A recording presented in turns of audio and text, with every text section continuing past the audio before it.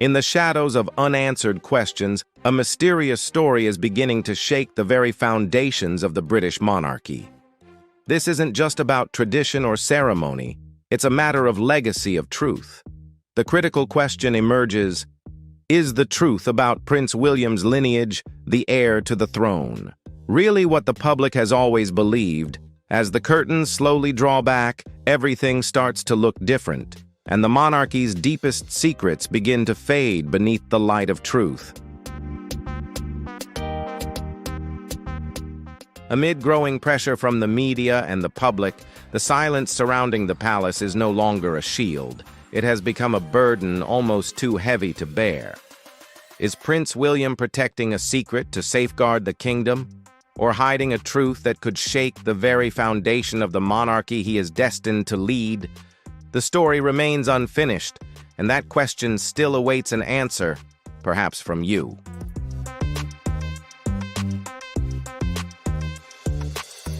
If you found this story intriguing, leave a comment with the number 1, if not comment 0. Don't forget to hit like, share the video, and let us know your thoughts down below in the comments. Be sure to subscribe to the channel so you never miss another captivating story. Now let's dive right in and begin this incredible journey. The sentence that shook the world, spoken by Prince William, was never made public. It was hidden deep within the royal archives, kept in silence for decades, and believed to be lost to time. But now, nearly 40 years later, those words have returned like a ghost, haunting the halls of Buckingham Palace and casting a chill that refuses to fade. A handwritten letter by King Charles, written in the mid-1980s, has surfaced. Within it lies a truth, both fragile and powerful, whispered through the most secure channels of the monarchy, a truth that could change everything we thought we knew.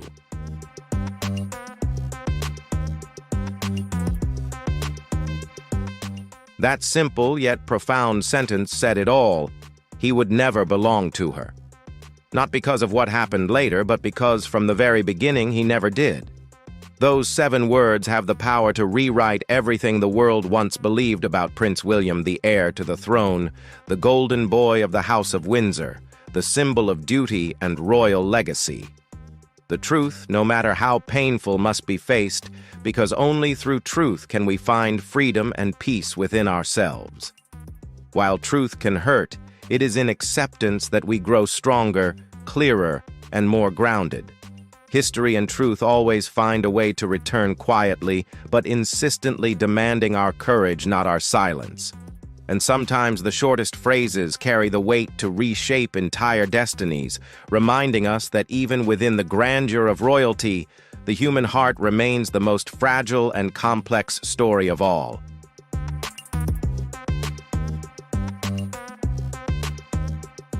Historians have meticulously examined the paper, the ink, and even the handwriting, determining that the letter was written sometime between late 1984 and early 1986, when Prince William was still a toddler. It was a dark period, marked by escalating tensions in the marriage between Charles and Diana. While the world watched the glamour of royal tours and the iconic balcony waves behind the scenes, the cracks had already begun to show.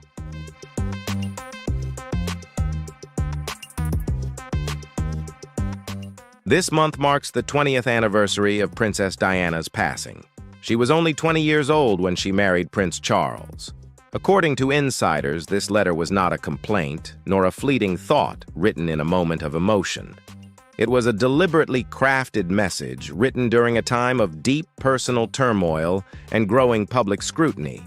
Sources believe the letter was sent to a spiritual advisor, someone within the Church of England who had earned Charles's deepest trust. Others speculate it may have gone to a close family friend, perhaps someone who had stood by Charles since his youth.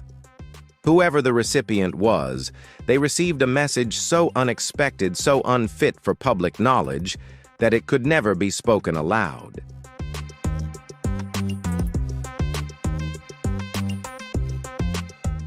This very statement has sparked a cascade of questions, chief among them.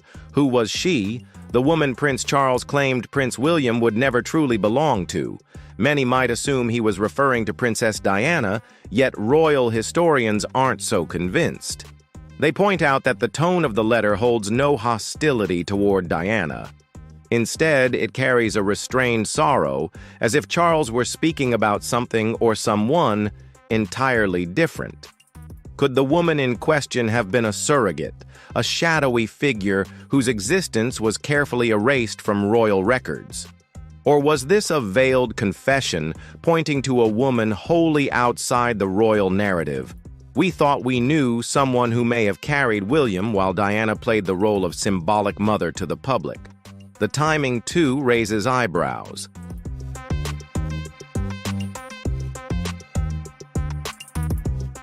This letter wasn't written during the chaotic 1990s when scandals rocked the palace and headlines exploded with royal tragedies.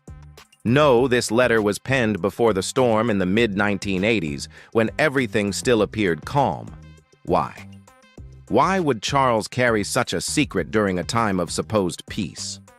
A former palace aide described the letter as an emotionally measured act, not a spontaneous confession, but something deeply considered and carefully weighed. That single, simple sentence has led historians to reassess the timeline, to question the roles within the family, and to dig deeper into what the public has never been told. As the world watches Prince William, a calm, resilient figure trained to lead it, is this discovery that may reveal the fragility behind the face of a future king.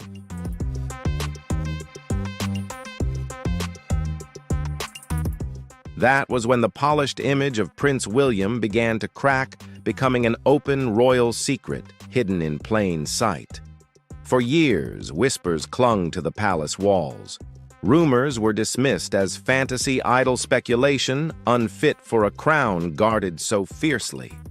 And yet now, with the chilling handwritten words of King Charles, he will never belong to her. Not quite because from the very beginning he never did those whispers grow louder, sharper, and impossible to ignore. A theory once considered too outrageous to entertain is now forcing a second look. But this time it's not about Prince Harry.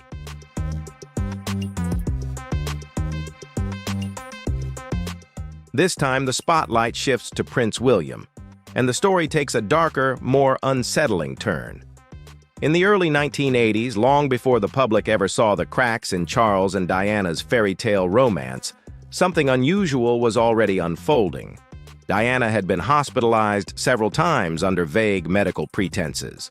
At the time, the explanation offered was stress or private health concerns. But behind the palace walls, insiders tell a very different story. Quiet discussions about fertility, discreet meetings between doctors, royal aides, and senior advisors.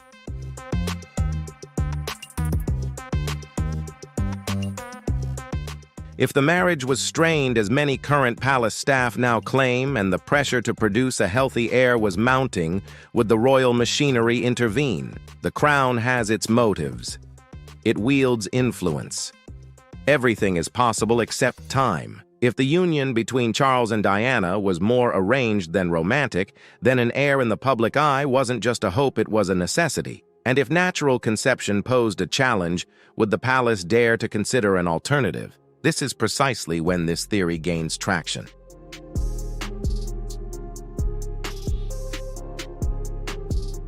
What if the surrogate mother wasn't carrying Harry but William? What if Diana was asked not to give birth but simply to raise a child chosen for the future of the monarchy? Seen from this angle, Charles's words carry far more weight than hers.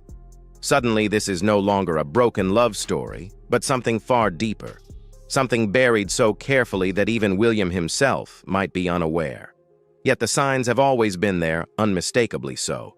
Diana's love for William was undeniable. Fierce, unconditional, sometimes even overprotective. But now royal experts are asking a heartbreaking question.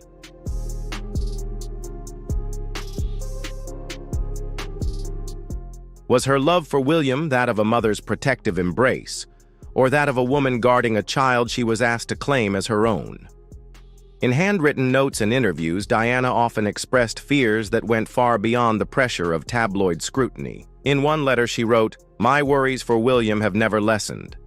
I feel the boy is mine, but it still feels incomplete. At the time, those words sounded poetic. But now historians view them through a different lens, conflicted emotions, a simmering sadness, and perhaps a woman carrying a truth too heavy to speak aloud.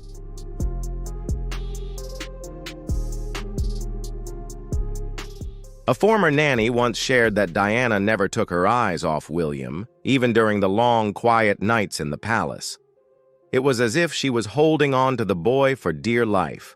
The woman said Diana was afraid of something, but we may never truly know what Diana was protecting William from, whether it was the paparazzi and public scrutiny or a deeper truth she was forced to live with.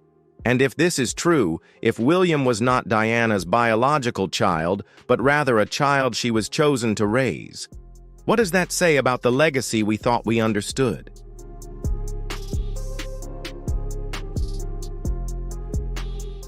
What does this say about the woman we thought we knew? Because if Diana took this secret to her grave, then what lies beneath it could change everything we believed about the future king. The untold truths about the birth of Prince William, could this alter everything we once trusted about Diana and the crown? Stay tuned as this story unfolds.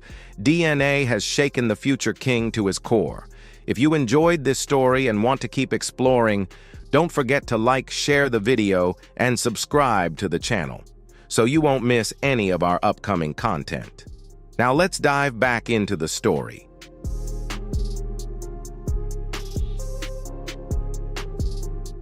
Prince William was born on June 21, 1982, under the watchful eyes of the entire royal family. Good morning, sir. Good morning. How is she? She's doing very well, thank you. She looks beautiful, but we were once adorable babies too.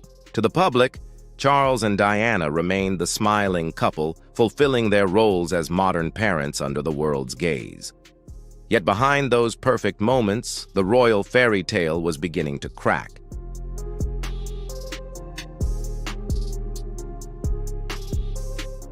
And now, decades later, royal historians are beginning to revisit that timeline, not with romance, but with suspicion. In early 1982, insiders at the palace began noticing small yet strange inconsistencies. Diana had a quiet hospital visit just months before William was born, completely unreported by the press with no official explanation. The palace aides only mentioned she was feeling unwell, offering no further details. And in the royal world, when silence replaces transparency, it often means something is being hidden.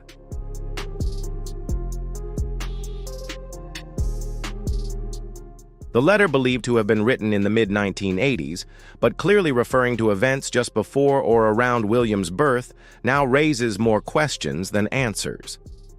If Diana wasn't ill, could there have been another reason? Was a secret decision made? One the public was never meant to know.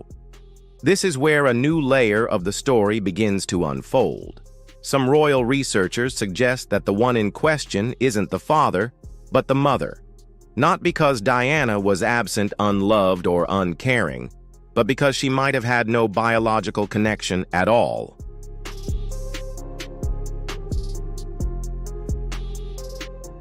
The theory may sound extreme. But what if the truth was never meant to be extreme, just deeply buried? The details surrounding William's birth have always been tightly controlled. Yet now the royal archives from 1981 to 1983 are reportedly undergoing a quiet review. A former royal secretary recently hinted that some documents may have been backdated or even completely replaced. Staff at the palace say that protocol is always followed unless, of course, the protocol itself is quietly rewritten.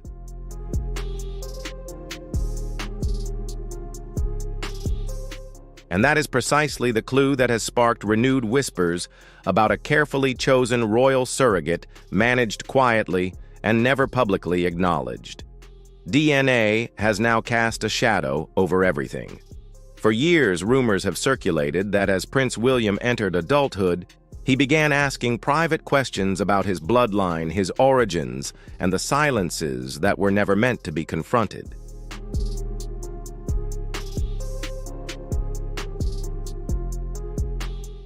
Some sources suggest that a private DNA test may have been conducted around 2001, far from royal laboratories at a location never disclosed.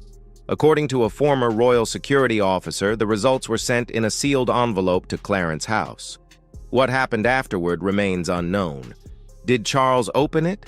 Did William ever see what was inside, or was it hidden away like so many other secrets to protect not only the monarchy, but also William's personal identity?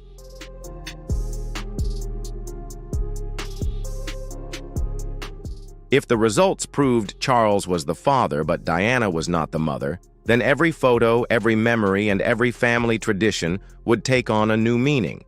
Not a lie, but a carefully arranged version of the truth. And perhaps that's why the letter was written, not to expose, but to wrestle with guilt. A quiet confession penned in ink by a father who may have carried that truth too heavily for too long.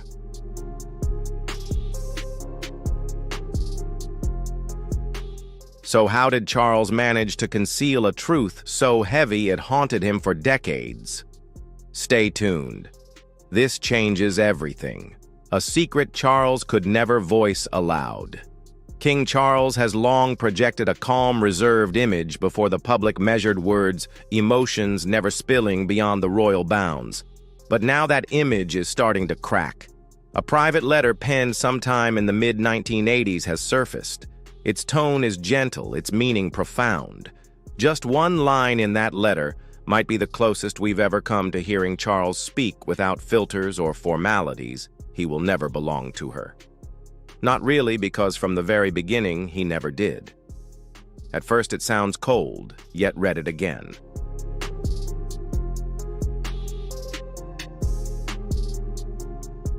Not out of suspicion, but out of sorrow. What if it wasn't about pain, but a confession?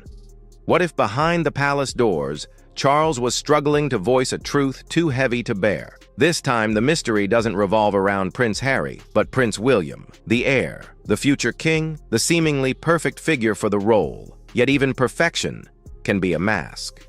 Some now believe that beneath the carefully controlled relationship between Charles and William lies a deeper truth, one the king may have carried since the day William was born in June 1982. Royal observers often note that the dynamic between Charles and William appears formal, almost scripted.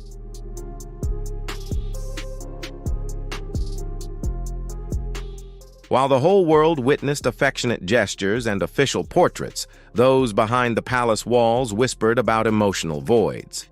A former palace staff member said, Charles seemed present, but reserved, as if he was fulfilling the role of a father rather than truly living it. Could that distance stem not from a lack of love, but from confusion, even guilt? If Charles knew or suspected that Diana had no biological connection to William, that she might have been asked to raise him as her own, then every hug, every shared moment in public would be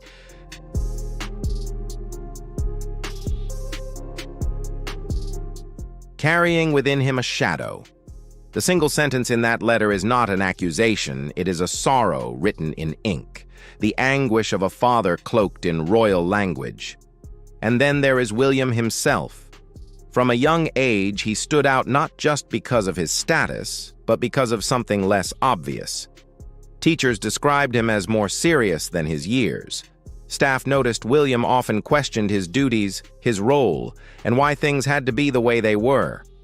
A former nanny recalled that William was always observing, always trying to understand things others couldn't see. As he grew older, his questions deepened. While Harry acted out and rebelled, William withdrew, silent, calm, and constantly searching.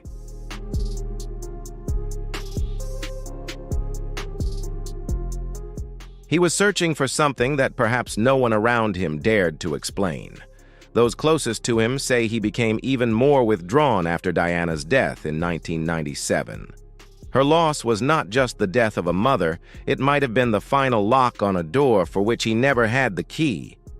If she wasn't his biological mother and somehow he sensed this deep within his heart, then the pain he carried was more than grief.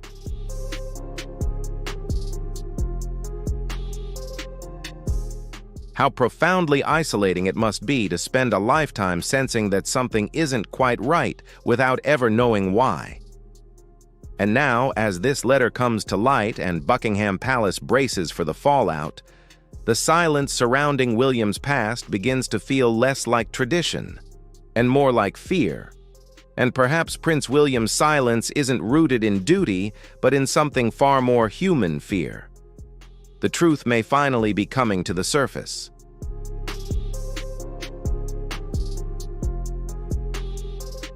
The storm of silence around the crown. The palace walls have never felt so fragile.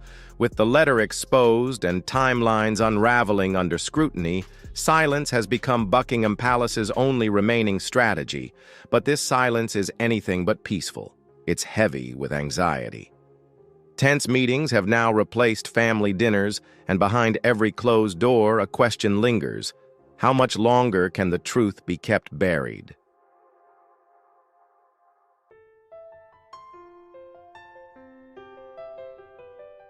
Legal teams are now working around the clock. Sources confirm that a private crisis management unit previously activated during the fallout from Meghan and Harry's Oprah interview has quietly been reassembled.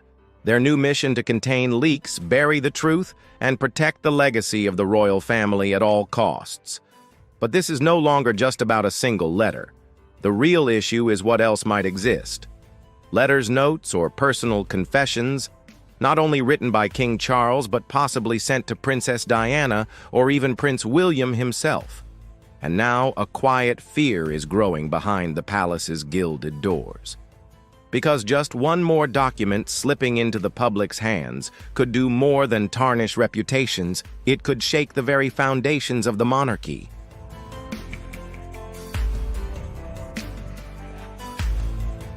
It could upend everything titles the line of succession and the public's trust. The monarchy is facing a reckoning it was never prepared for. Legal advisors are reportedly re-examining the limits of the Official Secrets Act, seeking ways to legally bury the past. But outside the United Kingdom, foreign journalists and media outlets are not bound by the same rules.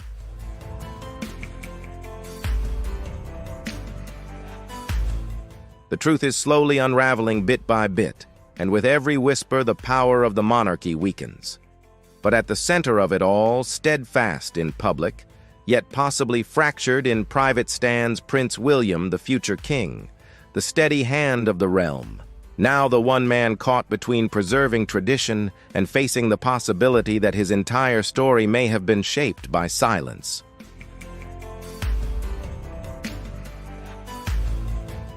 And now the question echoes louder than ever. Did William know? Insiders believe he did. When William came of age, likely around the year 2000, just after his 18th birthday, Charles may have sat down with him privately, far from royal aids and formalities, and shared more than just fatherly advice about duty. One source described it as a profound conversation, the kind that changes a young man forever.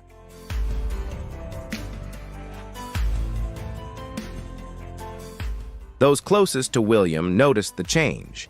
He became more guarded, more careful with his words, less emotionally expressive, and increasingly committed to royal protocol, even when it came at a personal cost. Was that the moment the truth was passed on? For someone like William, raised in the spotlight and taught to put the institution above himself, the weight of that knowledge must have been unbearable. Every decision, every handshake, every camera flash had to be calculated. And if he had to choose between protecting his brother's right to know and preserving the image of the monarchy he was born to uphold, it seems that choice was made long ago. But that silence is no longer without consequence. William's smile has always set the tone. This wedding will surely be beautiful.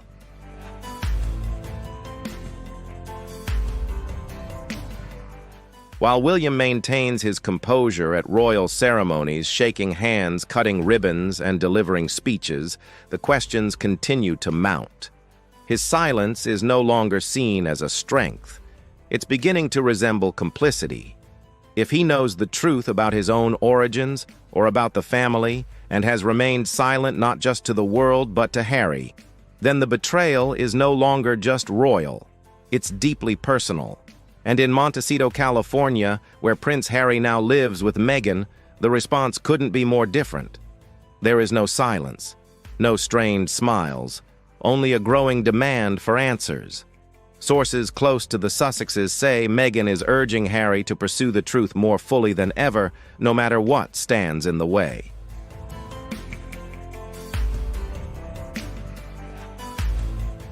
And what if Meghan's pursuit of the truth uncovers a secret that even William can no longer outrun? Be patient. The Queen, the gatekeeper, and the truth about William. As the quiet storm surrounding Prince William steadily gains strength, one name continues to linger just beyond the curtain. If the crown of St. Edward was worn, only once it was by Queen Elizabeth II.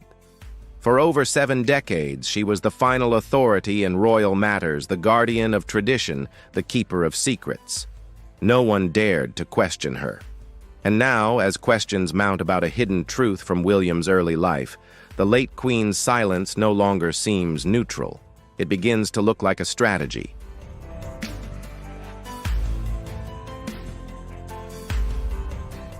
Those close to the Queen say she witnessed everything.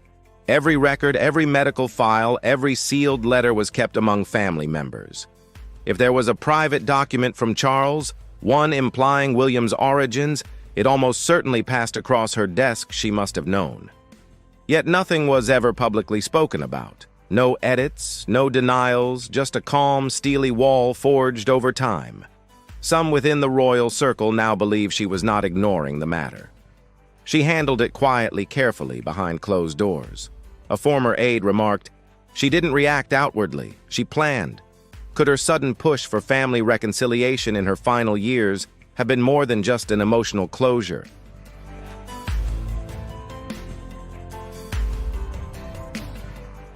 In 2022, during her final in-person meeting with William at Windsor, observers described the moment as tender and filled with unspoken emotions. But in hindsight, some now wonder if that encounter was her way of conveying the truth to the one man destined to inherit not only the crown, but also its shadows. If she knew and kept it secret, then William inherited more than just the throne. He inherited a secret greater than the crown itself, a truth not tied to scandal, but to identity. For a monarchy built on bloodline, legacy, and public perception, that singular truth might be the thread woven through everything William was raised to protect.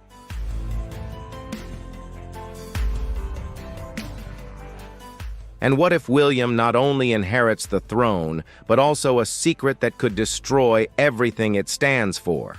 Stay tuned. The question of lineage may haunt William forever. For Prince William, everything has always pointed toward a single path, the throne. The Prince and Princess of Wales have unique sleeping arrangements at Kensington Palace.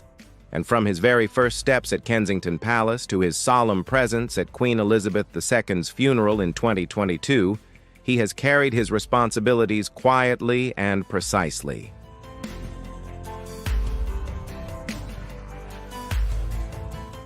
But beneath the surface of tradition, portraits, and ceremony, a deeper question is beginning to emerge. A question that could shake the very bloodline William was born to represent. What if the truth behind William's birth is not what the public has been told? In the British monarchy, lineage is not just symbolic. It is law.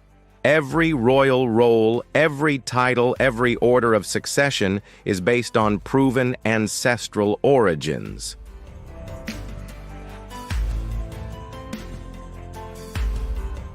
And if the questions now revolve not around his brother Harry, but around William himself, the impact would be monumental. William is not just a senior royal, he is the direct heir. If doubts arise about the details of his biological origins, it would not only affect him personally, but could also shake the very foundation of the entire monarchy. Lawmakers are actively considering the potential consequences. A constitutional expert remarked, "The crown is not an individual. It is an institution built on bloodline. If that link is broken even by suspicion, the monarchy will face unprecedented challenges. Suddenly, decisions made in the past seem less like tradition and more like preparation.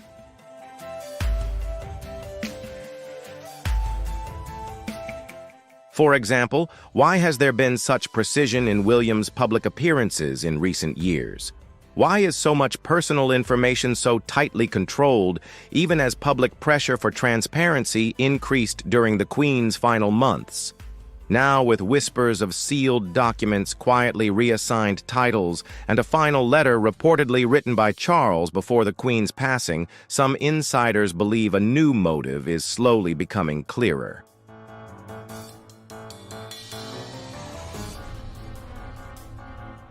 Not anger, but restraint. A deliberate silence meant to shield the monarchy from an identity crisis it may never recover from.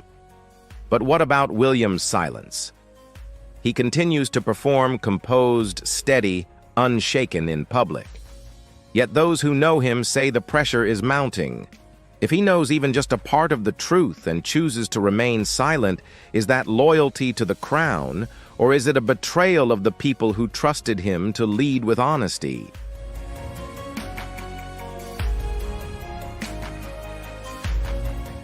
If you found this story intriguing and want to dive deeper into the mysteries surrounding Prince William and the British monarchy, don't forget to like this video to show your support. Share it with friends and anyone fascinated by the dramatic and unexpected twists behind royal life. And most importantly, subscribe to our channel so you won't miss any videos in our series uncovering the untold stories and hidden truths of royal families around the world. Thanks for watching. See you in the next episode.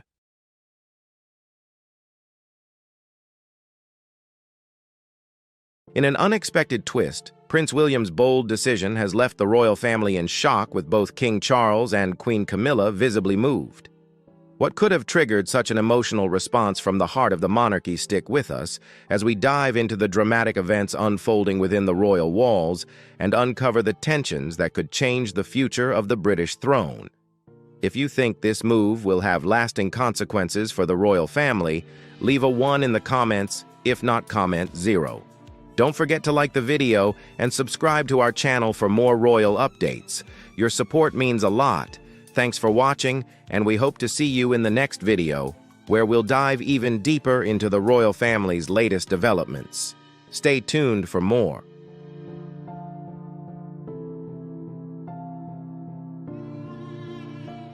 It began like any other royal event.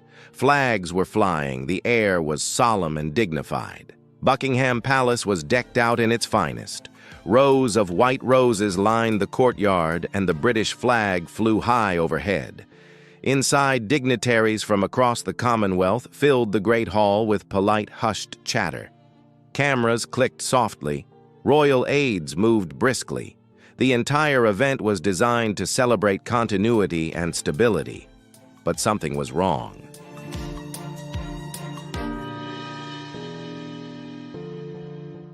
Prince William had made an unusual request to speak alone, not to King Charles, not to Camilla, just himself. A short speech, they said, nothing important. But the royals were not convinced. In a world where every moment is scripted, every word pre-approved, William's monopolization of the limelight was striking. As he took his place near the throne, aides held their breath. They had seen that look before, the look his mother wore when she went off script. Calm, determined, unshakable. And they were right to worry.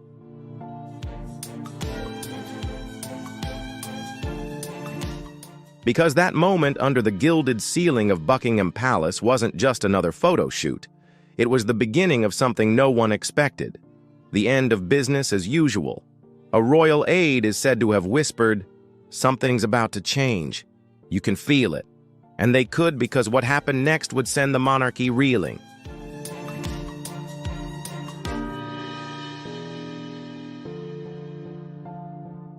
When Prince William began to speak, his voice was calm, almost too calm. There were no big outbursts, no dramatic gestures, but his words carried weight. In a moment, it was clear. This was not a speech. It was a statement. He spoke of legacy, but he also spoke of change of the crown walking among the people, not just hovering over them.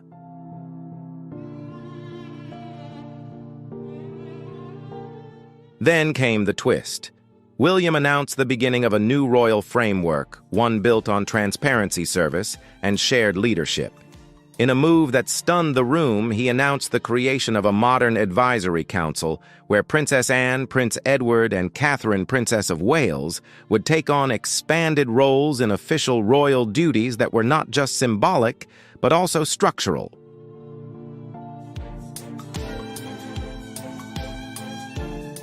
This move not only shakes up tradition, but also marks an unprecedented turn in the history of the British royal family. The devolution of power and empowerment of more members of the royal family is seen as an approach to modernizing the institution, aiming to connect more deeply with the public and increase efficiency in carrying out duties. Many believe that this is an essential step to protect and maintain the long-term existence of the monarchy in the 21st century.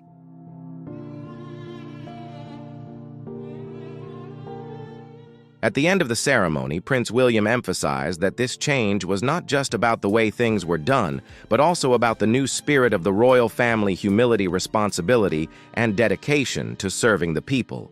In the eyes of many, this was not just a political statement, but also a commitment to a different future, where the royal family is not just a symbol, but a positive force close to and responsible for modern society.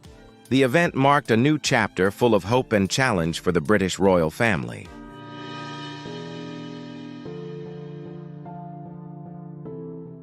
And then the real shock came. With the king's consent, William would begin his role as deputy regent. He didn't call it that, but the message was clear. William would lead many of the crown's day-to-day public functions, both domestic and international deputizing for King Charles on important missions. It was quiet, but revolutionary, one royal commentator later remarked. It was a subtle but far-reaching transfer of power for the future of the monarchy.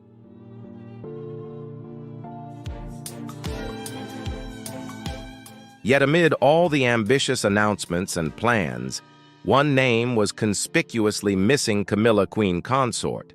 Her absence from all the mentions, no new title, no expanded duties, not even a word of thanks left everyone surprised. That silence spoke louder than any words could, leaving many wondering what role Camilla will actually play in the near future of the royal family.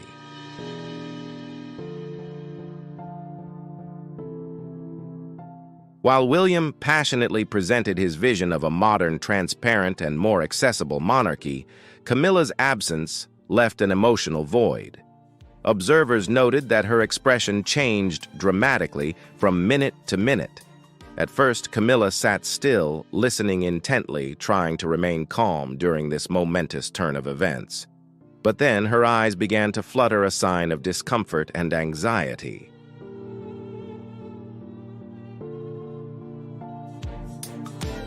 Camilla's hands clenched the ceremony program tightly in her lap, showing tension and anxiety. She shifted in her seat, trying to maintain a calm appearance, but could not completely hide her pain and disappointment. Her normally strong face began to pale, as if those unspoken words had struck a chord. Camilla's emotions exploded as she could no longer contain herself, collapsing at that momentous moment. Do you think Prince William's decision will change the future of the British royal family? If you think yes, leave the number 2. And if you doubt no, comment the number 5. Don't forget to like the video and subscribe to the channel so you don't miss the next hot updates.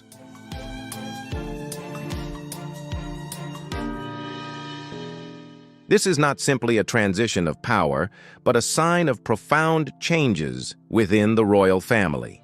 The tensions between generations and the roles of members of the royal family are clearly exposed. This moment will be remembered as a challenging turning point when tradition meets change and each must find a new place in the next journey of the British monarchy. It was not a dramatic faint, but it was unmistakable.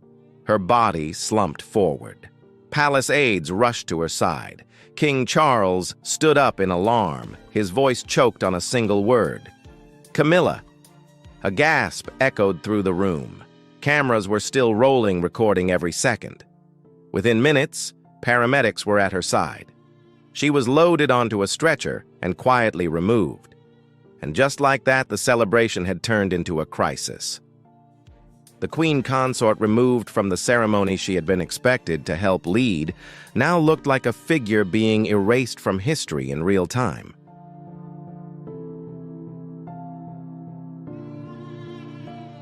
Over the years, Camilla has worked hard to build her image from a public outcast to a recognized queen consort. She has stood behind King Charles, supporting him in his royal duties and gradually winning the hearts of the people. But in a moment, all that hard work seems to have been wiped out. Her exclusion from key parts of the ceremony not only hurt her, but also raised questions about her role in the next reign. Is this a sign that Camilla will not have a place in the new court that William is envisioning?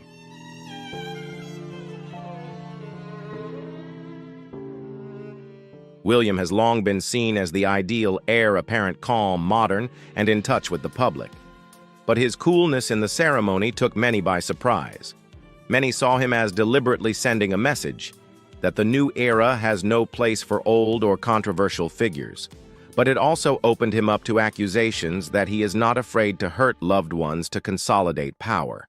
His unblinking, unwavering stance suggests that he is ready to assume the crown, but on his own terms.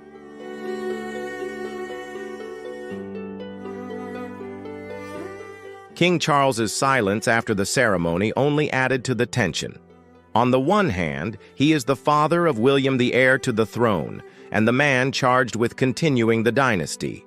On the other hand, he is also the husband who has spent years defending Camilla from criticism.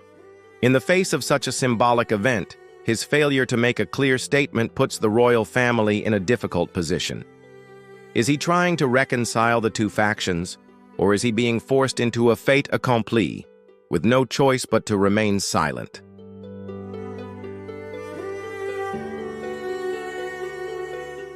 The media only sees the glitter of the ceremony, but inside the ancient stone walls of Buckingham Palace, a storm is brewing.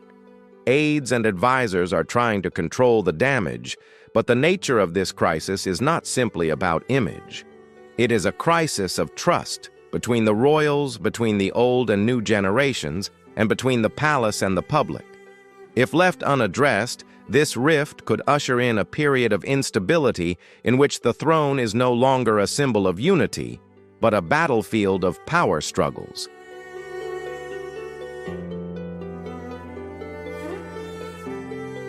In the days after the ceremony, Camilla largely disappeared from the public scene. No more appearances with King Charles, no more forced smiles for the cameras. Some insiders said she had voluntarily stepped aside to avoid further complications. But observers were not convinced. For someone who had fought to gain an official place in the royal family, this sudden disappearance was uncharacteristic of Camilla. It was more of a silent admission that she had been pushed aside, not with words, but with a series of cold actions.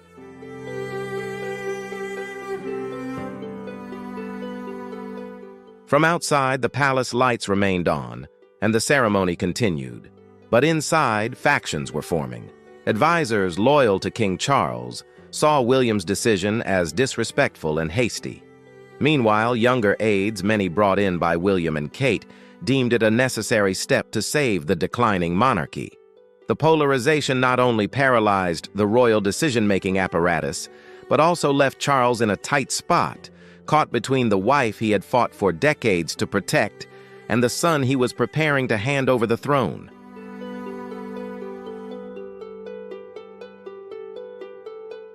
Once seen as the third wheel that ruined Charles and Diana's iconic marriage, Camilla gradually won over the years, with her tenacity, her delicacy, and her modesty.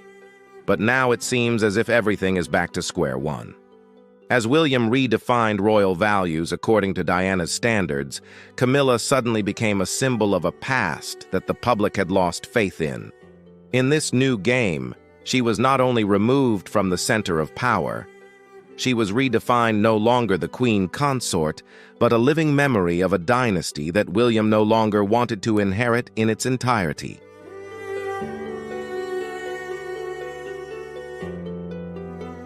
For Charles, the blow came not from the press or the public, but from his son. Those close to him described him as unusually quiet after the ceremony, refusing to talk about it to anyone, not even Camilla. The fatigue of illness combined with his personal trauma had left him devastated. In his eyes, this was not just a disagreement about the direction of the royal family. It was a rejection by the son he had hoped would continue, not end. Perhaps he was coming to a realization William was not just ascending to the throne, he was also rebuilding the legacy he had worked so hard to preserve.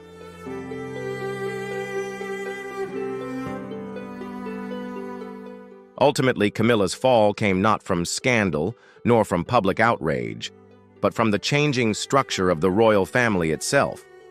In an institution where titles and roles are defined by recognition being forgotten, is sometimes the cruelest form of expulsion. When William chose to exclude her from his speech, from his vision of the future of the royal family, he needed no further words. Camilla, who had once overcome public opinion, the media, and history to step into the light, was now quietly falling into the shadows, not because she had lost, but because the rules of the game had changed.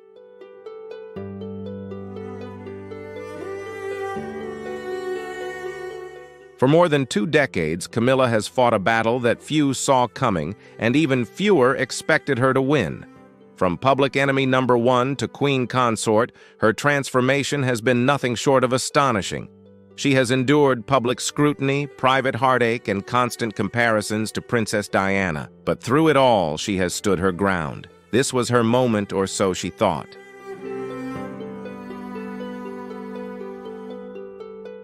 Behind the palace gates, Camilla finally stepped into the limelight, standing alongside King Charles, not just as his wife, but as a central figure in the monarchy.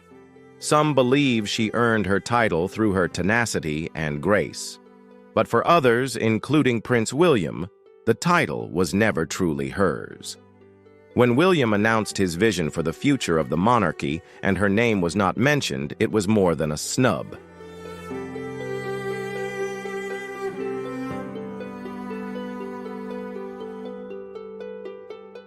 It was a clear message.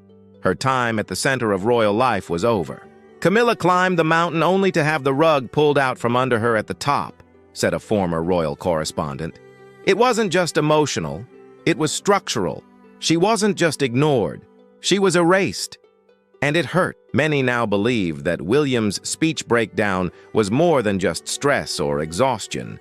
It was the emotional culmination of years of pressure. Camilla had spent so much time trying to fit into the tight mold of the crown, only to find herself on the outside again.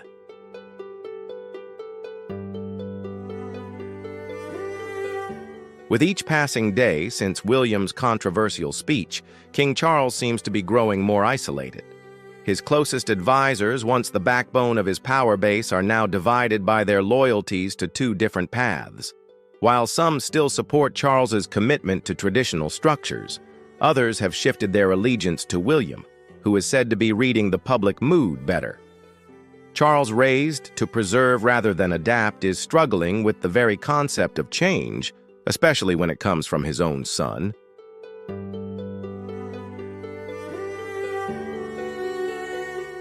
William didn't need to publicly declare his power, he just had to act, and he did. From the way he framed his speech to the strategic removal of Camilla from the official picture, every step was carefully calculated. Observers called it a soft coup, bloodless, without open conflict, but chillingly effective. William not only took over the central voice of the monarchy, he redefined who and what deserved to stand under the symbol of the crown.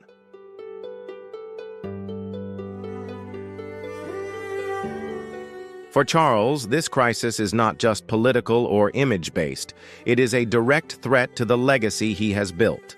From pushing climate initiatives to gradually bringing Camilla into the public light, every step he has taken has been guided by patience and loyalty to traditional values. But now, with Camilla sidelined and his old values questioned, Charles risks becoming the forgotten king in his own reign, an unnecessary bridge between the past and the future.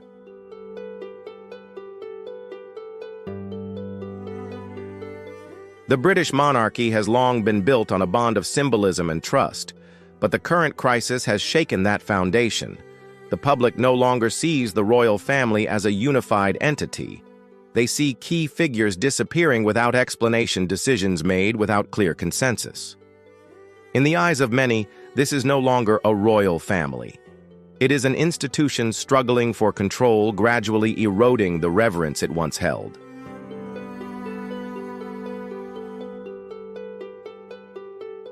Camilla's out of sight has become a symbol of a much deeper rift between past and present, between tradition and modernity, between a king and his successor.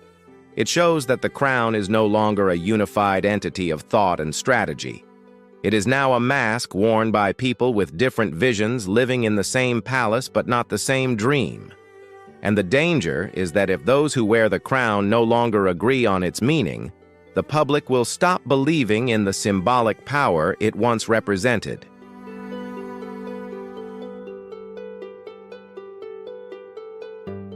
We are witnessing a new chapter for the royal family, but it is not a glamorous beginning. It is a contentious transition where no one dares to name the change, but everyone feels it. As William quietly establishes a new order, as Charles retreats further into the shadows, and as Camilla fades from the picture, the question is no longer who rules, but what is this monarchy? And how will it survive in the future? Like an ancient castle whose stone walls are slowly cracking, the British royal family will not collapse overnight. It is changing, silently, slowly, and with great risk.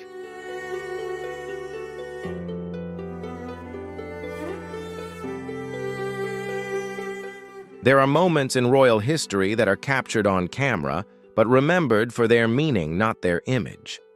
Camilla's breakdown was one of them. It wasn't just the sight of the queen consort collapsing that struck a chord with the public. It was what it represented.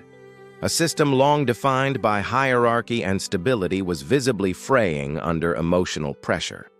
For the first time in recent memory, the monarchy no longer looked composed.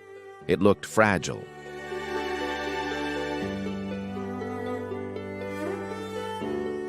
The medical staff later described it as a moment of acute stress. But those in the palace offered a more nuanced view. She didn't just faint. An aide said she broke. Something inside her broke. Camilla, once a symbol of resilience, had become a symbol of a past crumbling in real time. Her collapse echoed something larger. It was a new era that was no longer coming. It was already here. On social media, the footage spread like wildfire. Commentators called it the end of an old generation. And for once, even the most loyal royal supporters were unsure how to defend what had happened.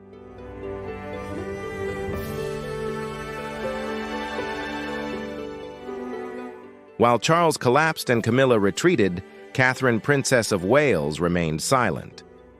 But her silence was not passive. On social media, she emerged as a symbol of a new era, elegant, but not aloof, modern, but not rebellious. She did not speak. She was present, and that was reassuring. For a younger generation skeptical of the old institution, Catherine was more than just the wife of the heir apparent. She was the embodiment of what they believed the monarchy could be.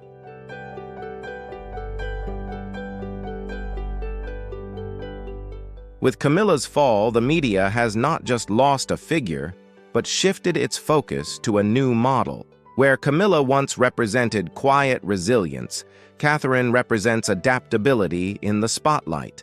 The contrast is stark. Camilla is the old-fashioned royal, ascending to the throne through behind-the-scenes effort and tenacity. Catherine is the face of the future, stepping into the spotlight through transparency, accessibility, and strategy. And the public, especially the young, seems to have made their choice.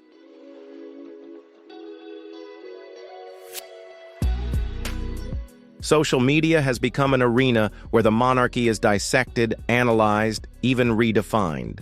TikToks contrasting a sad Camilla with a serene Catherine's smile have racked up millions of views in a matter of hours. YouTube live streams that once oozed political commentary have now deciphered every glance and nod between William and his wife. This is no longer a royal affair.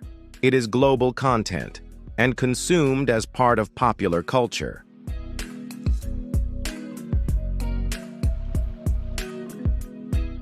The way generations view the monarchy has never been more different.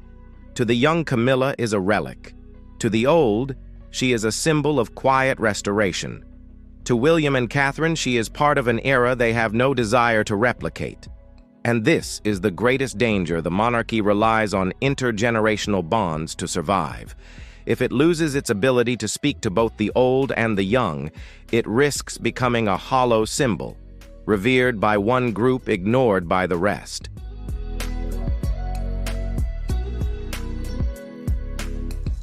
At Buckingham, confusion was at its peak. Advisors could not decide should they defend Camilla outright or let silence pass as a retreat strategy. But the media gave them no time. Headlines spread like wildfire. News did not wait for confirmation. The public did not need official explanations. They were interpreting every action, every expression, and every absence from Camilla was further evidence of her dismissal. Meanwhile, every photograph of Catherine was seen as a step forward, not just for her, but for the entire dynasty.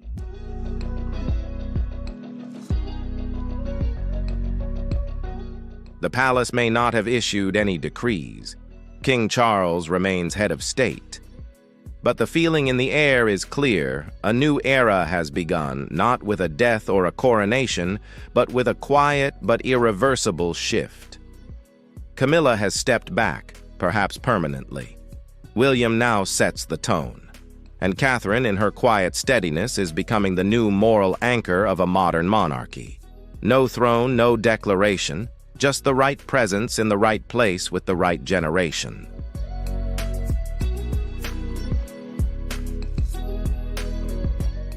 Amidst the chaos, one person remained calm, graceful, and unshaken: Duchess Catherine. Just days after the chaos at Buckingham Palace, she appeared at a small pre-scheduled charity event. There were no grand statements, no heavy gestures, just Catherine standing before the crowd, dressed in royal blue, speaking softly and clearly. Her message was simple: the future is about unity, serving together.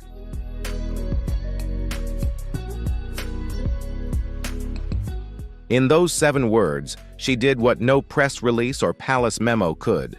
She reassured a bewildered public that the monarchy was still standing, still moving forward, still connected, and people were listening. Online, the response was immediate. Clips of her speech went viral.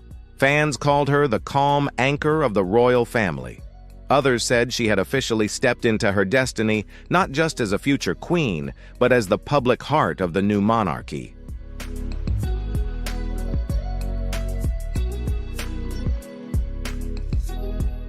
Buckingham Palace used to be a symbol of order. Every decision, every message came from a single source: the crown. But now, power no longer flows from the top, but through new centers of influence where William and Catherine increasingly shape the royal narrative without the explicit approval of the monarch. A new kind of soft power is emerging, not in the hands of the person on the throne, but in the hands of the person the public listens to. And that shift is seriously shaking up a system that thrives on hierarchy.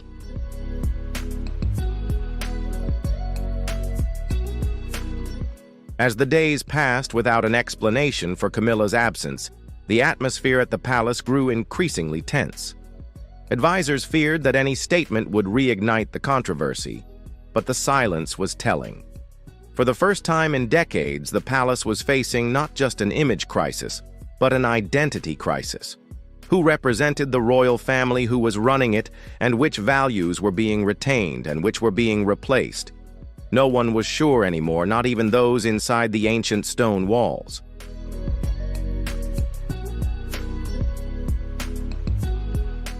When a woman can wear a crown without wearing it, when power can be diffused without being declared the monarchy is entering a new chapter, Catherine does not need a throne to be central, and that makes her more formidable than any other figure in the current royal picture.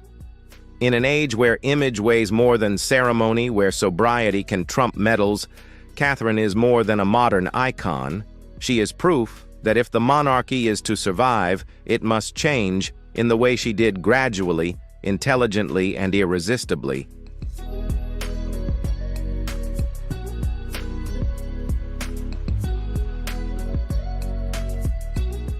Charles was said to be exhausted, still reeling from Camilla's downfall and the global attention it brought. While he tried to maintain a facade of composure in public in private, he was struggling to regain control. His power, already limited by health problems, was now overshadowed by William's growing influence. Behind the scenes, two factions were forming. One was loyal to Charles and tradition, favoring slower, more cautious reform. The other was pro-William, favoring rapid, sweeping modernization.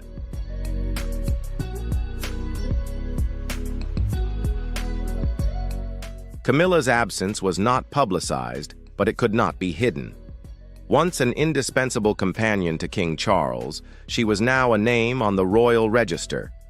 The corridors that once rang with her laughter and footsteps were now silent. Whispers around the palace spoke of a health leave, but no one confirmed it and no one denied it. The general feeling was not of grief, but of acceptance, that a chapter had closed not with scandal, but with a quiet, seemingly planned retreat.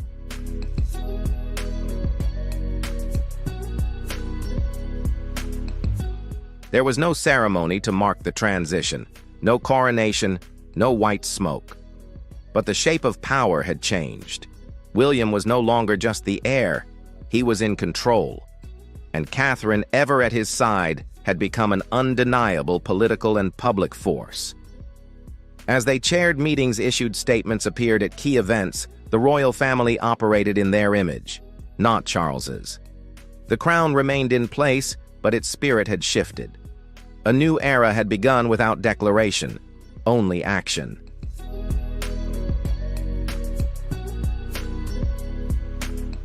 And yet, through the whispers and the late-night conversations, one truth remains. Something bigger is happening.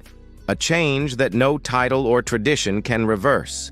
Because what was once the quiet rise of a new generation is now looking more and more like a nominal transfer of the throne.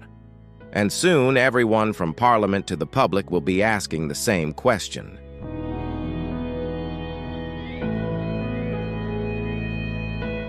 The crown is in transition.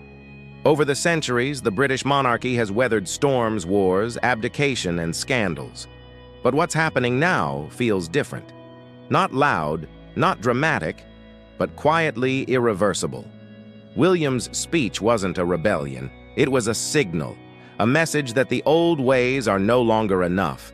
That royal service is no longer just about tradition. It has to have real meaning, something modern, human, and connected. And perhaps most importantly, it's not a request for permission, it's a statement of direction.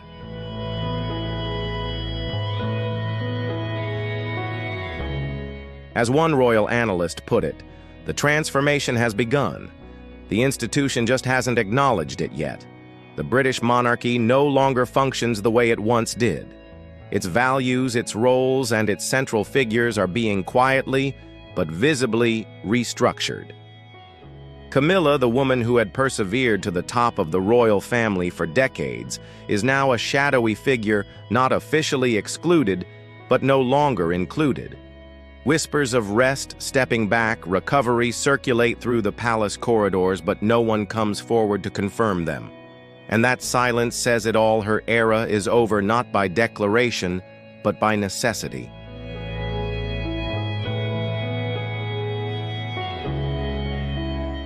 In this power vacuum, William did not wait for a formal ceremony to step up. He acted as the de facto leader of the royal family, attending international conferences, meeting heads of state, coordinating work with the Commonwealth, and most importantly, reshaping royal priorities according to his own standards. No longer heir-in-waiting, William had transformed himself into heir-in-command. At his side, Catherine, elegant, calm, and amiable, was more than just a companion. She was the monarchy's greatest cultural draw for a new generation, a symbol of stability and modernity that shined without a throne.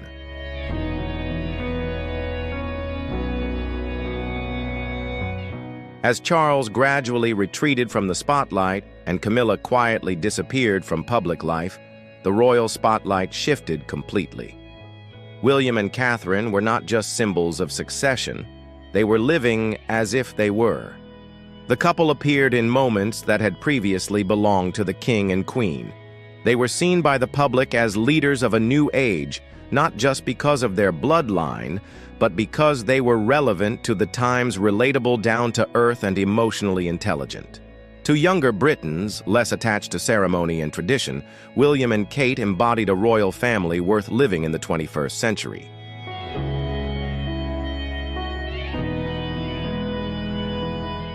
The question is no longer, will William become king? But is he already king legally? No. The crown remains on Charles's head and all the necessary formalities have been performed. But the burden of monarchy, the responsibilities, the expectations, the presence, has been transferred informally. With every tour, every speech, every public handshake, William is cementing his place as the true representative of the United Kingdom. He is not just preparing for his role, he is living it.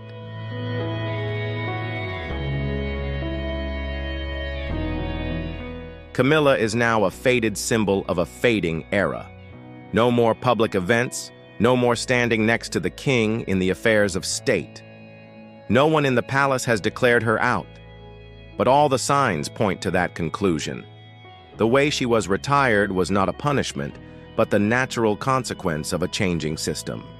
A system in which popularity, the power of image, and the ability to shape public opinion are becoming more important than ceremonial rank or bloodline tradition.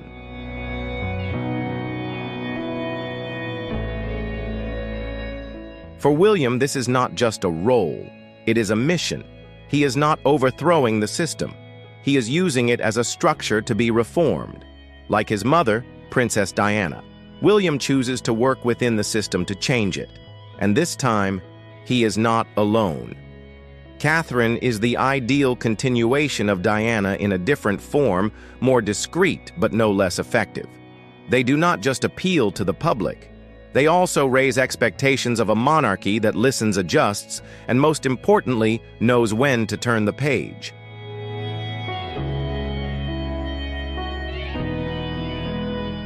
So while Charles remains king, and may well remain so for many years to come, the truth is this: in the eyes of the world, a new monarch has emerged. No coronation, no incense, no declaration, just consistency, presence, and conviction. William did not overthrow the throne. He tilted it in his favor. And in an age where prestige is more important than ceremony, where the public has more say than ever, that is how real power is transferred, not by document, but by feeling. William did not wait for his moment to be announced. He created it. And the world, while not yet formally accepting it, nodded.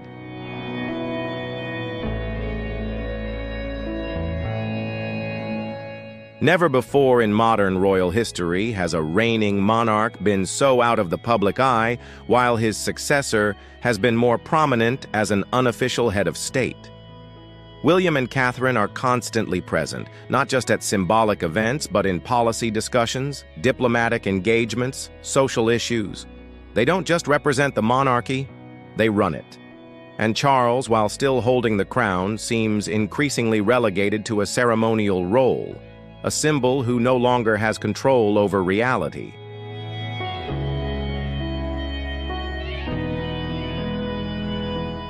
The world today is no longer defined by official statements, but by images.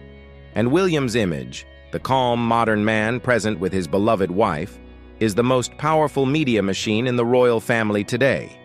Camilla's absence only highlights that. When the public no longer sees a queen standing next to a king, but instead a regal couple on every front, the message is clear: the new symbol does not need to be announced. It is created every day, by cameras, by headlines, and by the trust of the people.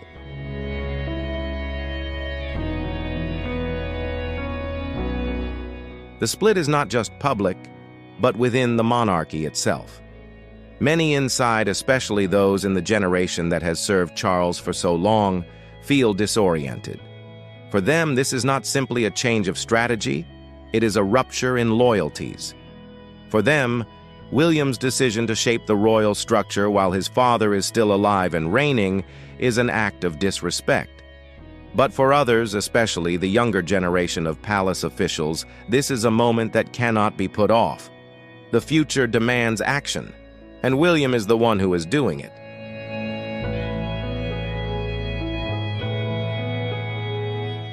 It was hard to know what Charles was thinking because he didn't speak. He didn't argue, he didn't confirm, he didn't argue. He was just less present. His silence has been interpreted in many ways as a gesture of magnanimity or as a deliberate retreat. But what is clear is that he is letting change take its course, even if it doesn't take him with it. For someone who waited his whole life to be king, that can be the most bitter thing of all, to be in charge, but no longer the one leading the way. Still king, but no longer the center. But no...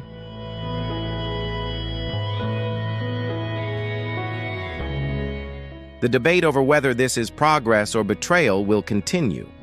But what is undeniable is that the British monarchy is being remade from within in an informal but effective process. William and Catherine are not destroying the throne. They are changing the way it is viewed.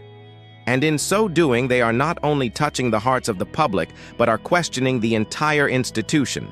Does true power come from the throne or from the person the public believes deserves it?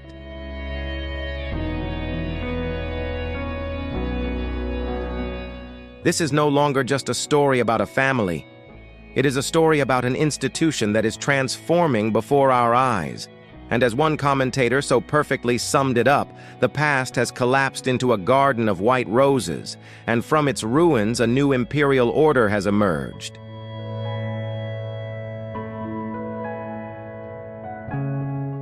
And that's the whole surprising development of Prince William's shocking action.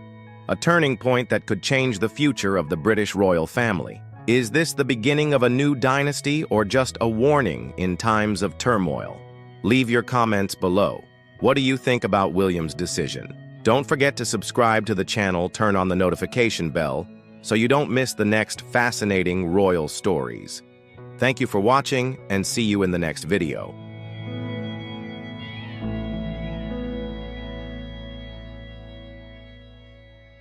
Duke of Kent finally replaces Camilla with Catherine to lead the Order of the Garter, a major shift in the royal family.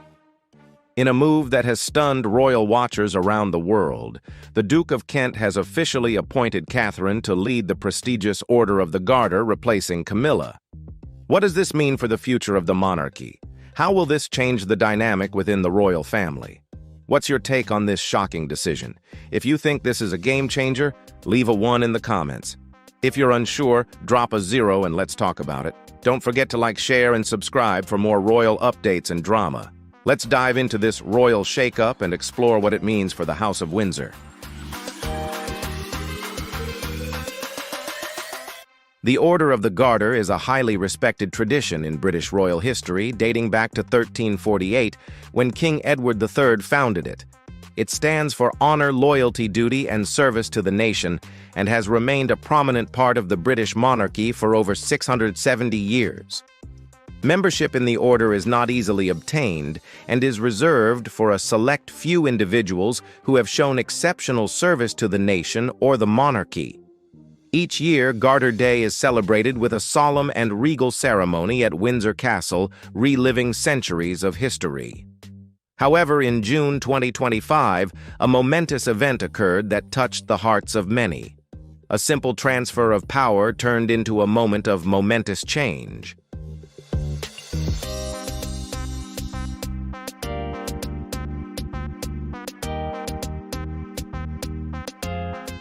The Duke of Kent has been a member of the Order since 1985.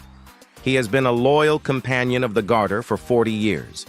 Even at the age of 89, he remains dedicated and ever-present.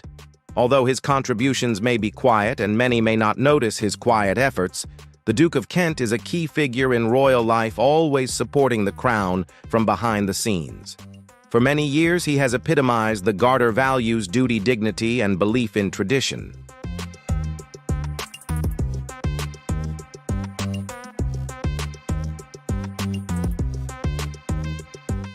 However, as he got older, he made a major decision that would impact the royal family. He chose to step back and focus on the future rather than dwell on the past. He chose Catherine, Princess of Wales. The decision came as a surprise to many, but to those who paid attention, it made sense. Catherine was admired for her gentle strength, deep compassion, and modern grace. She became very popular across the country, evolving into something more than just a royal figure. Catherine represented quiet leadership by blending royal traditions with the modern world.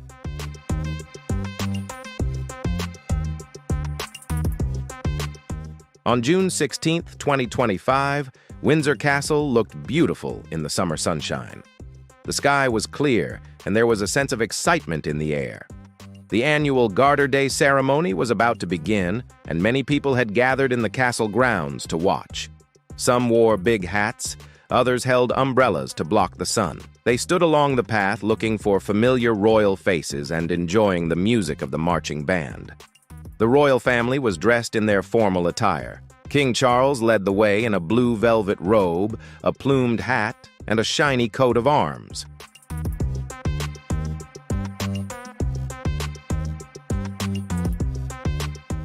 When Catherine appeared, she left a deep impression without being ostentatious.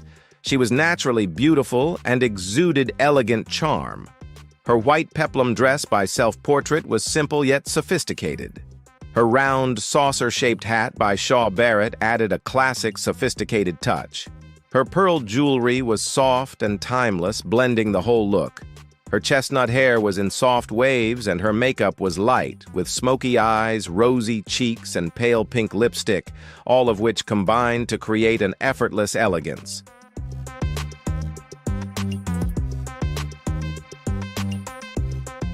She walked gracefully alongside the Duchess of Edinburgh and Sir Timothy Lawrence, exuding grace in every gesture. Despite the significance of the event, Catherine appeared relaxed and unperturbed. But few in the crowd knew that the day was more than just a ceremony or a photo op in the chapel. A quiet decision was about to become a pivotal moment. St. George's Chapel was splendid as the royal family and the Knights of the Garter entered.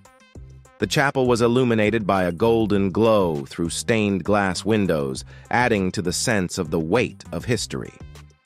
Inside, it was quiet, with the ceremony expected to follow tradition, with prayers, readings, and possibly the induction of new members.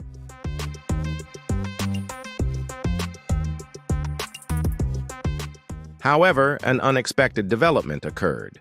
The Duke of Kent, who is usually healthy and reliable, did not walk into the chapel this time, but arrived by car. His old age was evident, but his enthusiasm and energy had not faded. As he entered, many in the chapel straightened up a little, realizing they were in the presence of someone who had spent most of his life serving others. If you were chosen to be the successor to lead the royal tradition, who would you choose, Catherine? Comment number 2, Camilla. Comment number 5. Don't forget to like and subscribe to the channel to support us in continuing to bring exciting royal news. Au revoir.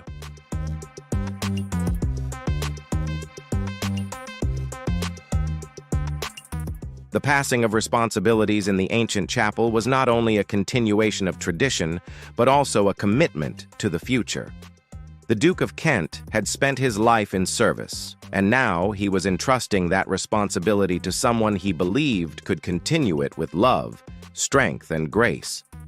Catherine, in her pure white gown and eyes alight with faith, entered into that promise with a calm, unpretentious demeanor. Her actions spoke volumes, a willingness, a spirit of service, and a loyalty to both family and country.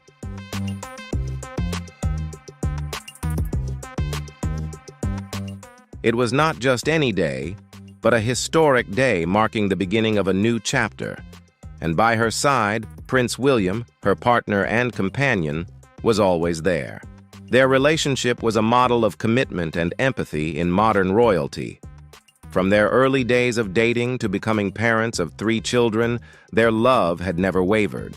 As Catherine took on her new and important role, William's gaze said it all: pride, support, and a promise to always be there no matter what.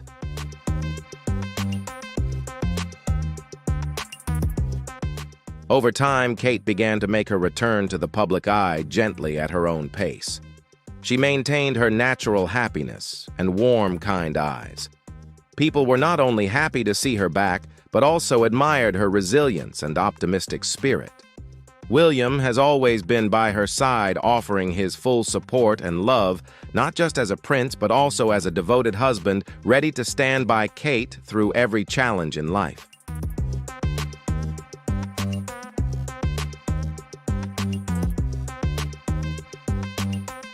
Prince Edward, Queen Elizabeth's youngest son, is an important but little-known figure in the royal family. There are few people the Queen can fully trust, and together with Prince Philip, Edward has lived a life steeped in tradition, duty, and dignity. Although he has stood behind his siblings, his life has been marked by quiet achievements and devotion to the royal family.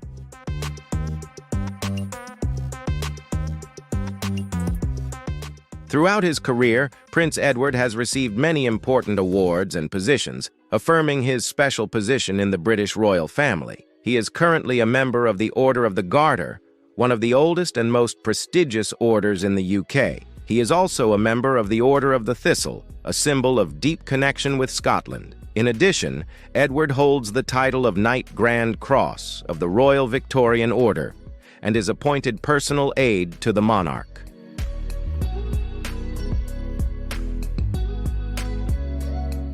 Prince Edward's journey as a royal has been quiet and dignified without drama. He has shown loyalty and respect in serving family and country, always remaining humble and not seeking the spotlight.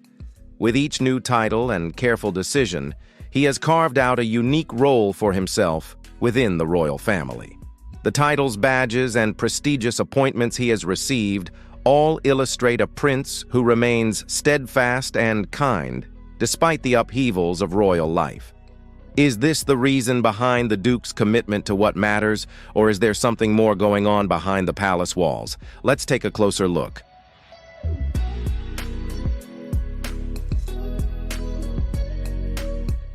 A smooth transition. The Duke of Kent, born in 1935 and known as Prince Edward, has lived royal life with a sense of purpose, humility, and grace. He is a close relative of Queen Elizabeth II and has been a key figure in the monarchy for many years. He has earned a reputation for his dedication and fierce loyalty to the royal family, often working quietly behind the scenes with a deep commitment.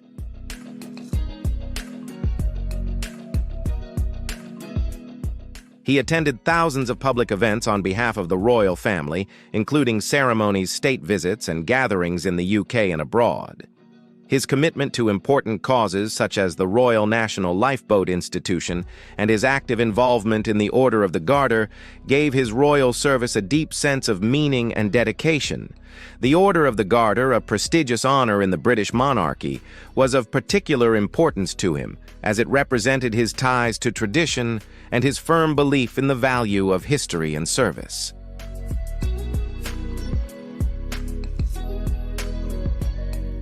Since marrying Prince William in 2011, Catherine has earned the respect of both the public and the royal family. Her efforts to raise awareness of mental health, childhood development, and cancer have made a significant impact. But I have an amazing medical team who have looked after me so well, which I am incredibly grateful for. She is able to effectively handle her public duties while remaining true to herself. However, it is not just her charity work that is admired by everyone, but also her genuine and caring personality. Whether she is attending formal events or interacting with ordinary people, Catherine's warmth and kindness are always evident.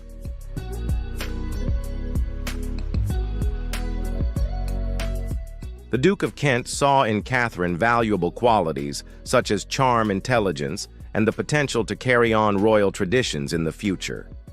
His choice of her as leader of the Order of the Garter was not only emotional, but also strategically important.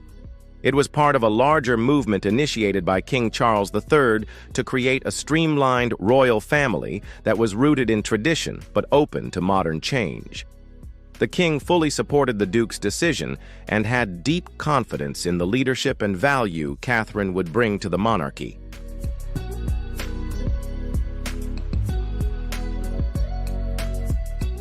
The occasion was not only a formal affair at St. George's Chapel, but also one of deep emotion. It symbolized the passing of titles and reflected the strong bonds of trust and closeness within the royal family. Although the Duke of Kent is often portrayed as a rather aloof man, his speech at the ceremony revealed his sincere admiration and deep feelings for Catherine. In speaking of her, he not only trusted her leadership skills, but also her compassionate nature and devotion. His eyes reflected the gentleness that had come from years of royal service and the confidence that his precious legacy would be firmly preserved through Catherine.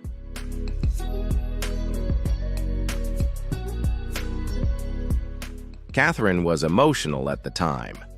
Those close to the royal family said she felt honored and aware of the responsibility. She had always admired the Duke for his strength and dedication. It meant a lot to her to be recognized in public by him. The title was not just ceremonial, it was a sign of faith in her and encouragement to move forward. King Charles and Queen Camilla also appeared moved. The king, who has been close to the Duke for a long time, was seen wiping away tears as the chapel erupted in applause. Prince William, who usually maintains a composed demeanor in public, watched with pride as his wife took on her new role.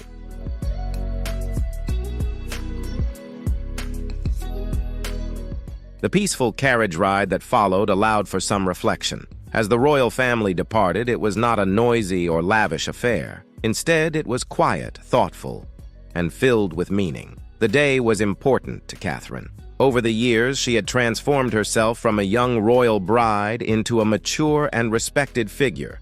Her hard work had helped build her reputation as a caring leader. The Garter Day ceremony symbolized a new beginning for her. It was a clear sign that she was prepared to take on more of a leadership role, not only in her projects, but also in the traditions of the monarchy.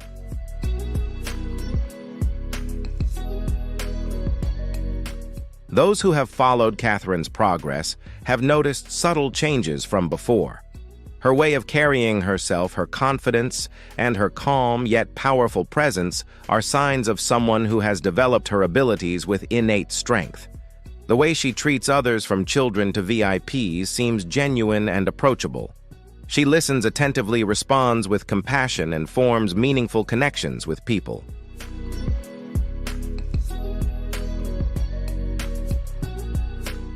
The Duke thought carefully about his decision and discussed it with the king and other senior members of the royal family to ensure a smooth transition.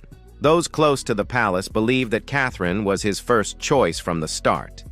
He had strong faith in her abilities and wanted to ensure that the Order of the Garter was passed on to worthy people respecting its past and future. The Duke quietly guided the younger generation of royals by sharing his experiences with Catherine and William over tea, through small gestures and kind words.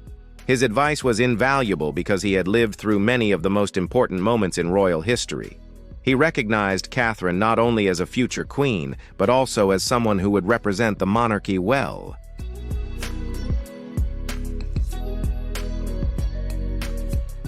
The ceremony was not just about a woman or a title, but about a family that has overcome many obstacles and continued to support each other. From dealing with health issues to facing public scrutiny and mourning the passing of Queen Elizabeth II, the royal family has had its share of difficult times. But events like this, marked by unity and mutual respect, show the public that beyond official duties, there is a family that relies on each other for support.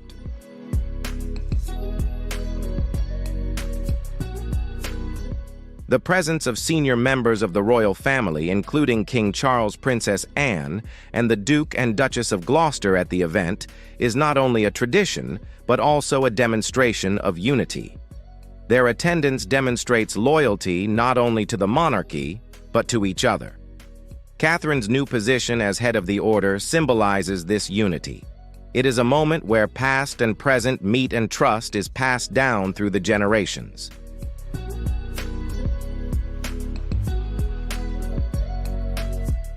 Catherine had a close relationship with the Duke of Kent, although their relationship was not often in the public eye. They respected and cared for each other. He gave her wise advice, and she admired him, which brought them closer together. She often looked to him for guidance to understand things better. His calm and experienced outlook on life helped her feel secure, especially at important public events. The Duke not only gave her a title, but also gave her his approval by granting her this prestigious honor. By accepting it, Catherine demonstrated that she was not only willing, but also prepared. She not only became the Princess of Wales, but also embraced her role as a guardian of tradition and a symbol of hope for the future of the British monarchy.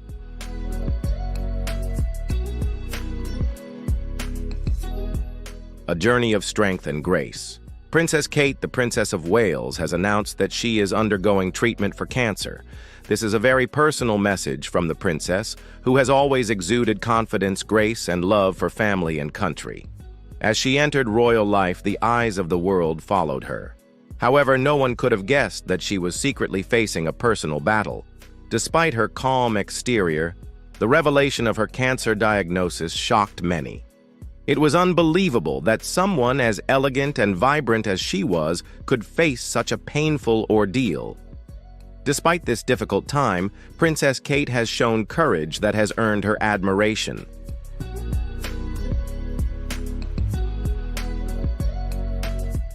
At the center of it all is Catherine, who enters a new chapter of royal duties with the calm but steady guidance of the Duke, who has always been a dedicated guide.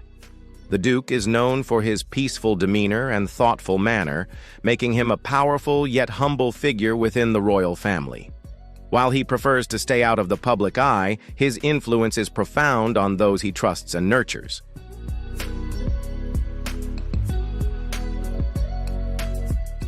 One of these was Catherine, Princess of Wales, who received subtle guidance and encouragement from the Duke.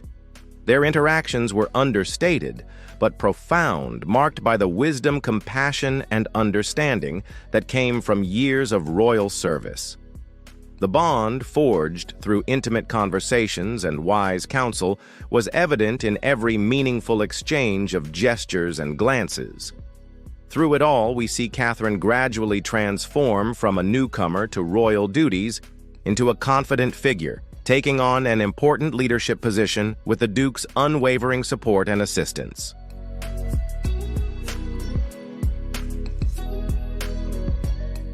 Catherine received unwavering support from the entire royal family on this momentous day. King Charles III, despite his personal challenges and the enormous responsibility of ascending the throne, still showed deep concern and trust in Catherine through his meaningful nod of approval. Beside her, Prince William walked steadily with pride in his eyes and unwavering support, giving Catherine the strength and courage to continue taking on her new role. The ceremony not only marked an important milestone in Catherine's royal career, but also a testament to their shared journey as a resilient couple, overcoming many challenges and building a loving and lasting family life.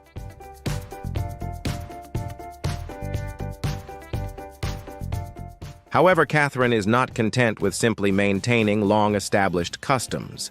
She wants to renew and revive them in a way that is more relevant to today's younger generation.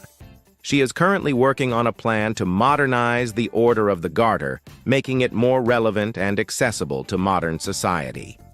One of the proposals being considered is to expand exhibitions and educational initiatives so that the public, especially children and young people, can better understand the history and significance of the order.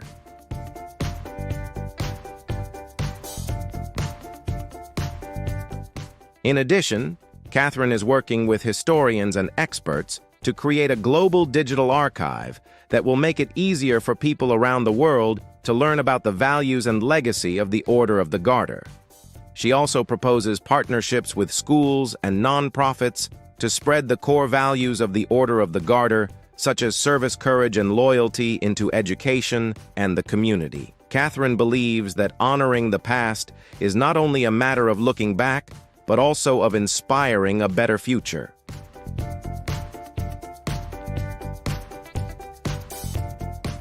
In the royal corridors of power, where tradition often rules supreme, the Duke of Kent's decision sent a quiet but powerful shockwave. As the highest-ranking woman in the kingdom, Queen Camilla would have been the natural successor to lead such a noble order. The choice of Catherine, instead, was not a snub to the Queen, but a deliberate statement. It was a sign that the monarchy under King Charles was willing to prioritize the long-term future and stability over strict adherence to ceremonial succession rules.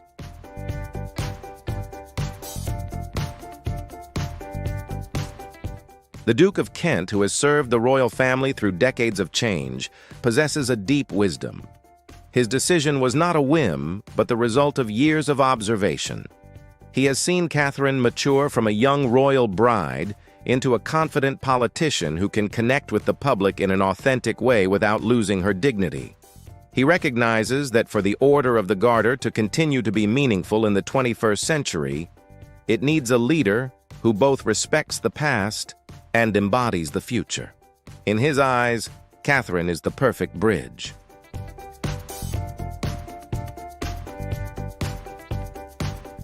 While the public may have murmured that Queen Camilla was being overlooked, the reality inside the palace was quite different. Queen Camilla, who had shown incredible resilience and loyalty, understood her role as a supporter of the king and the crown. She recognized that giving Catherine this role would strengthen the Princess of Wales's position and strategically allocate important responsibilities within a slimmed-down monarchy. Her quiet acceptance was a testament to her dedication to institutional health, placing the common good above personal honors.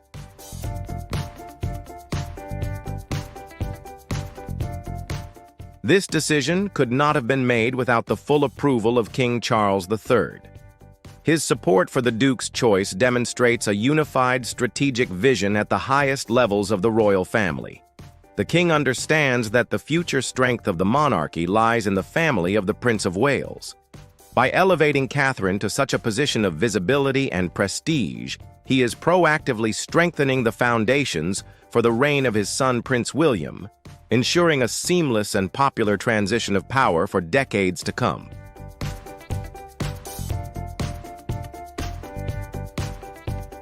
For Catherine, taking on this role is more than an honor. It is a burden of legacy. She is acutely aware that she is stepping into a position held by great historical figures. Her responsibility now is not just to wear the velvet cape and badge. It is to uphold the core values of the order: loyalty, courage, and service, and pass them on to the next generation. The pressure is immense, but her calm and quiet determination show that she is up to the challenge.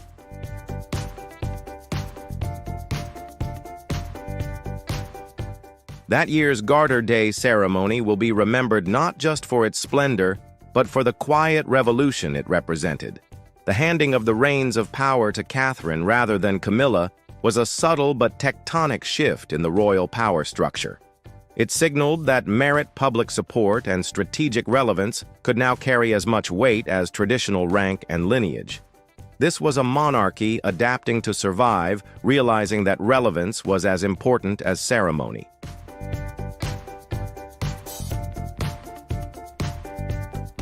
With the passing of the baton, the Duke of Kent and Catherine's relationship entered a new phase.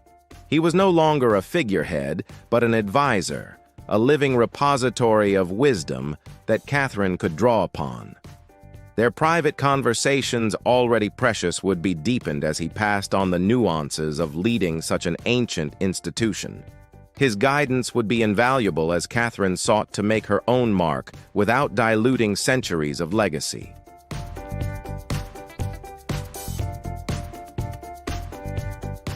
The decision was a masterstroke of public relations. It positioned Catherine, one of the most beloved members of the royal family, at the heart of one of the nation's oldest traditions. It instantly made the Order of the Garter more relevant and appealing to a modern public. It sent a clear message: the monarchy is not a relic of the past, but a living, evolving institution led by people the public admires and trusts.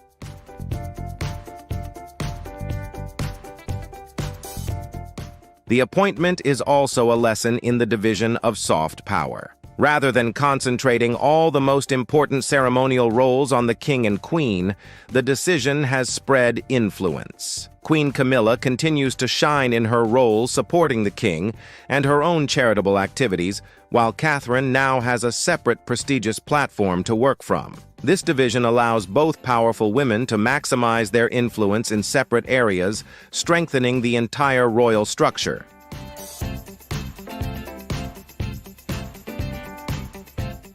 The world is watching to see what Catherine will bring to the role. Will she use her platform to highlight everyday heroes who embody the values of service and courage in their communities? Will she launch educational programs to connect young people with the Order's rich history? Whatever she chooses, there is no doubt that her combination of compassion, intelligence, and modern thinking will breathe new life into the Order of the Garter, ensuring its survival and growth for generations to come.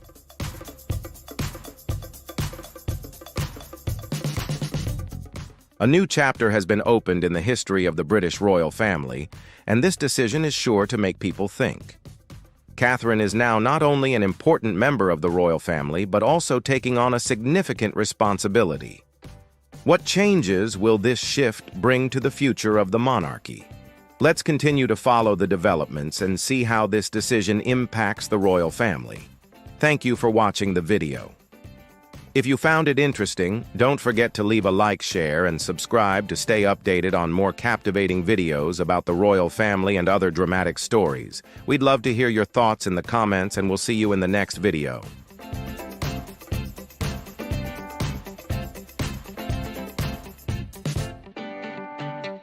Hey everyone, get ready for a major shock. The death of Princess Diana remains an unhealed pain, but maybe we've never truly understood it fully. Imagine Prince William and Harry, two strong men, breaking down in tears as the unimaginable is revealed before their eyes. King Charles has unveiled a secret kept hidden for decades: Princess Diana's final wish. A heartfelt and powerful letter that could overturn everything they ever thought about their mother, the royal family, and even the monarchy itself. Why was this wish kept hidden? What does it mean for the two brothers torn apart by their past? This isn't just a royal revelation, it's a moment that could shake the very foundation of the British monarchy. If you find this story surprising, leave a 1 in the comments. If not, comment 0. Don't forget to like the video and hit subscribe to support the channel. Let's enjoy the video together. Behind the closed doors of Clarence House, the official residence of King Charles, away from the prying eyes of the media, a moment unfolded that would forever change the course of royal history. King Charles, in a rare and deeply emotional gesture, opened a private safe.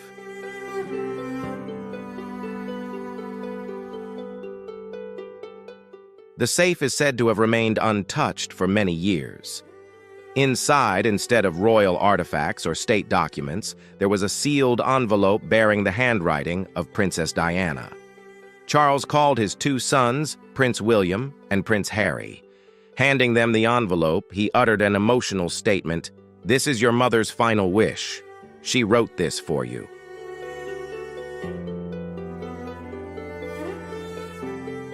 The room fell into a heavy silence. This was a letter that had been hidden from them for over 2 decades. Charles did not need to explain further. Inside the envelope was a handwritten letter from Diana, written just weeks before her death. Only Charles and his most trusted aide knew of its existence until now.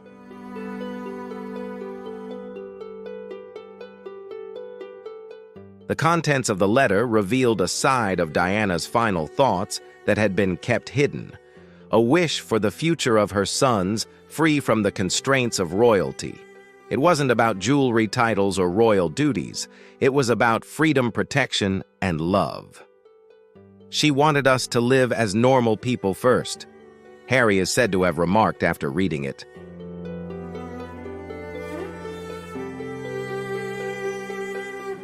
For William, that moment was deeply personal.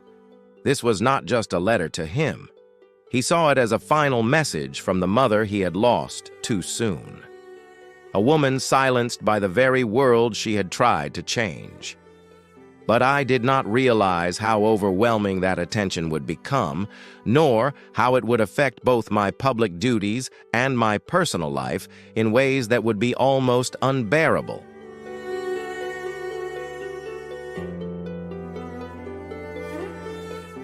She wanted them to live a free life. This revelation sparked emotions and raised important questions. Why did Charles keep the letter hidden? What had Diana requested in those final lines? The answers to these questions set off a chain of reactions within the family, threatening to alter the future of the monarchy itself.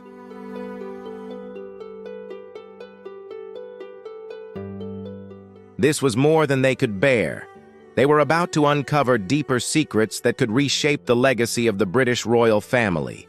Stay tuned, because what you are about to learn could change everything you thought you knew about Princess Diana and the monarchy.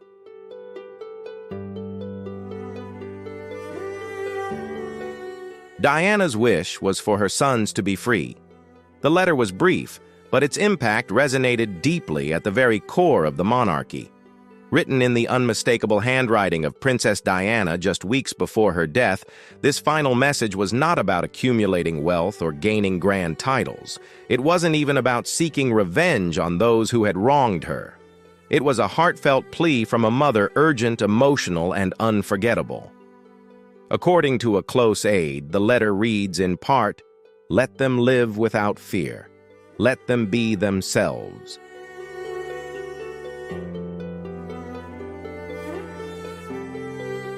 These words were meant for her sons, Prince William and Prince Harry. They were truly the center of her world. They were the reason she endured every cold dinner, every public betrayal, and every tear shed in silence. Diana feared the palace would turn them into statues, polished, distant, and emotionally repressed.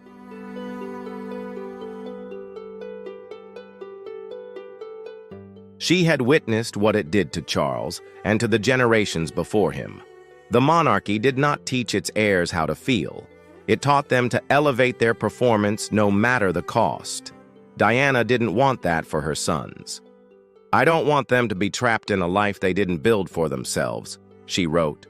"They must be free to love, free to feel free to lead without wearing a mask." That was truly radical.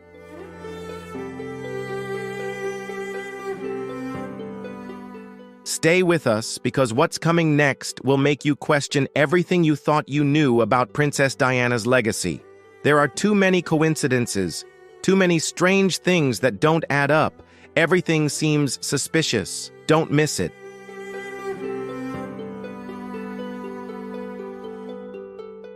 It was emotional. It was completely Diana.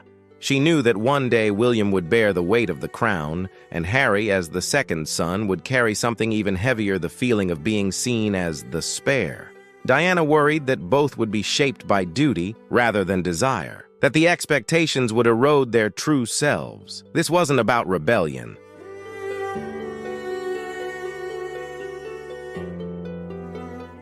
This was about protection. As the world closed in around them, their self-esteem dissolved into the fog of loneliness and despair. As they increasingly withdrew from those who could help, Diana lived through what she described as the emotional void of the monarchy.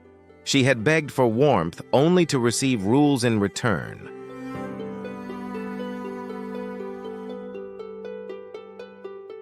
She needed support and was met with complete silence in return. She became the most photographed woman in the world, yet still felt completely unseen. She didn't want that story to repeat, but what shocked William and Harry the most was not just their mother's wish. It was realizing that their father had kept it hidden for over 20 years.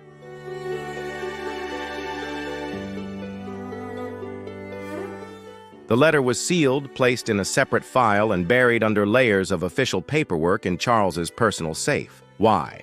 According to insiders, Charles feared what Diana's words would do not just to the public image of the monarchy, but to its fragile structure behind the scenes. If Diana's final wish was for her sons to renounce the control of the royal family, how could the institution possibly survive? Some palace aides claimed Charles was concerned that it would encourage Harry to continue his estrangement and sow dangerous doubts in William's mind.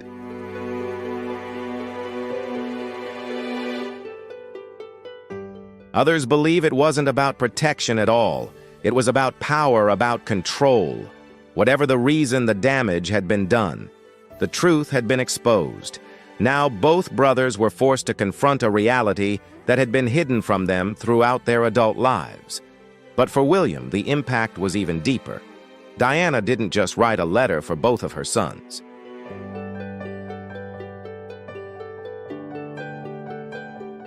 In 2004, during a quiet renovation at one of Diana's homes, an unexpected discovery was made. A letter buried for years had been forgotten between the pages of Diana's personal album. This letter, unlike anything the royal family had ever seen, was addressed specifically to Prince William. It was not a public statement or an official communication.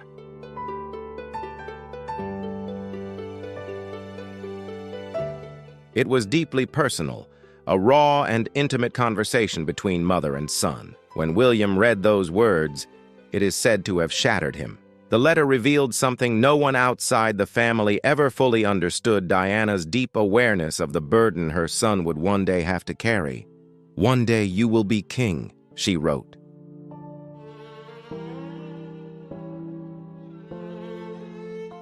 But what followed was not a call to fulfill duty or a lecture on royal responsibility. It was a plea: "Promise me, my dear, that you will not lose the boy inside you." In that moment, Diana's words cut through the years. The voice of a mother warning her son about what he was about to inherit, the harsh expectations, the pressure to conform, the loss of self that comes with wearing the crown.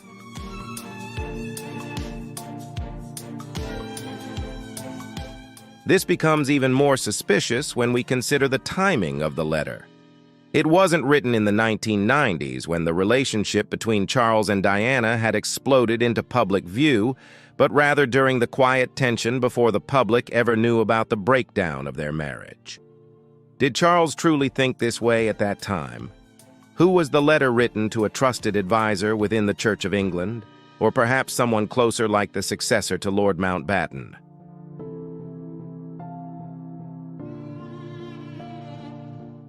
Some within the palace claim that this was not a slip of the tongue, but a deliberate and emotional decision.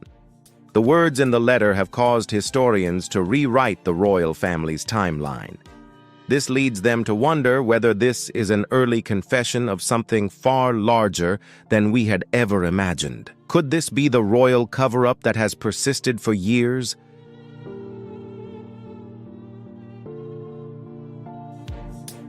The theory that Harry may have been born via a surrogate, once dismissed and silenced for decades, has resurfaced.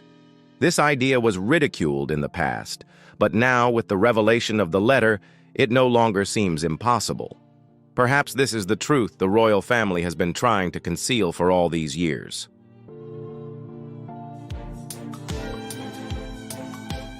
The words in the letter have changed everything suddenly.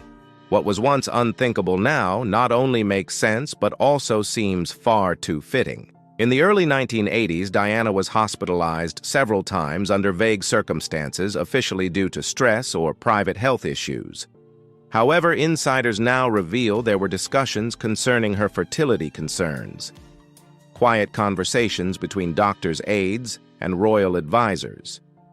If Charles and Diana were as estranged at that time as many suggest and a public heir was needed, could the crown have arranged for a surrogate behind closed doors?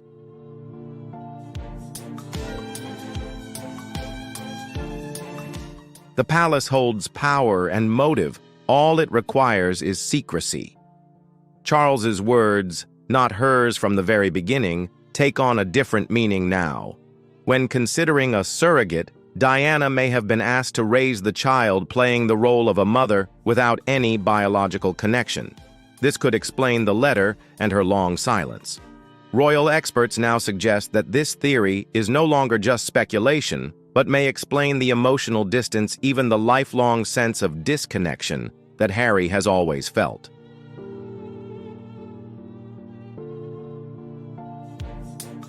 If that's Charles trying to put into words what he's struggled with for years, many close to the royal family have noted that the relationship between Charles and Harry has always been strained. Public events unfolded formally, but lacked warmth, and the colder tone became more apparent as Harry grew older. Some attribute this to generational differences, but insiders see something else: emotional avoidance.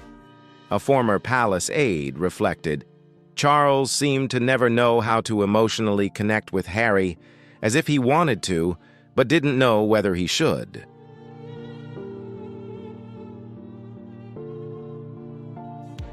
The royal family has always operated in a world of strict rules and quiet traditions.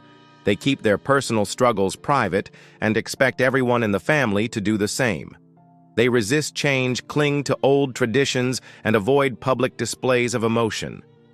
But Diana didn't follow that path. She opened up about her pain, she bravely admitted to the isolation she felt, and she spoke about the overwhelming burden of being a royal in a way that no one had dared to talk about before.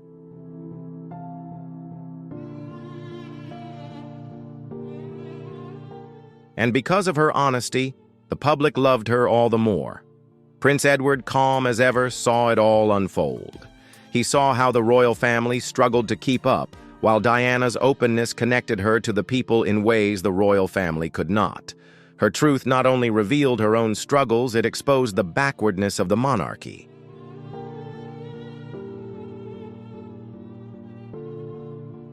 For generations, the family had carefully shaped how the world saw them. They kept their image polished and aloof, but Diana could not be managed or contained. Her sincerity, the very thing that endeared her to everyone, also became the greatest threat to the old royal system. She made people feel something real, something personal, and that made her more than just a difficult royal. It made her a challenge to everything the monarchy had built over the years. The more they tried to silence or limit her, the more it became clear that their grip on the public trust was fraying.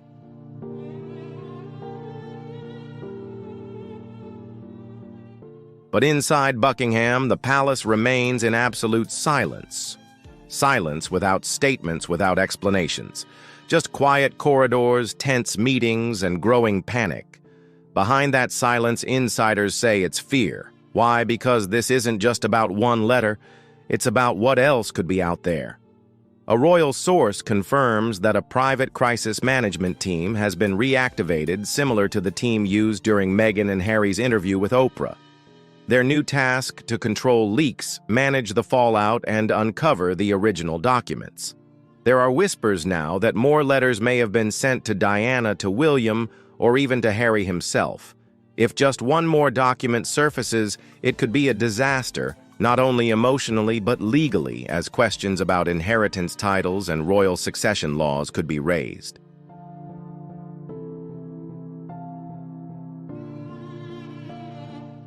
Prince William has known the truth. He has kept it hidden all these years.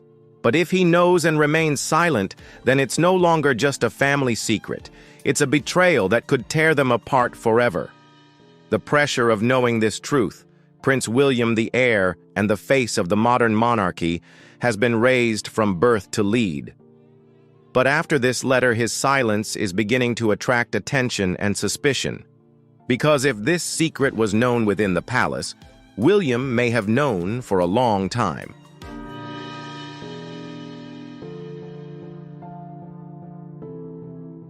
Prince William and Prince Harry, long familiar names in the public eye, have gone through many ups and downs in their lives. However, perhaps nothing compares to the pain of losing their beloved mother, Princess Diana. For both of them, Diana's death was not just a family loss, but a major turning point that changed their lives forever. The truth is, after their mother's passing, the relationship between William and Harry gradually began to fracture. This is not an easy truth to admit, but the discord had been simmering for a long time, and it became one of the factors that led to the significant changes in their lives.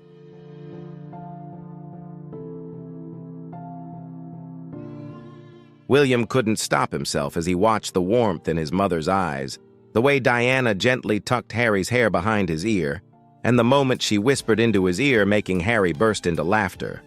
Although the words couldn't be heard clearly, the emotion in those gestures conveyed a powerful message. This video was not just a memory, but a door that opened to a past William didn't realize he had buried so deeply. As he watched those moments, he couldn't help but feel the pain of loss, as if a part of the past had slipped away, never to return.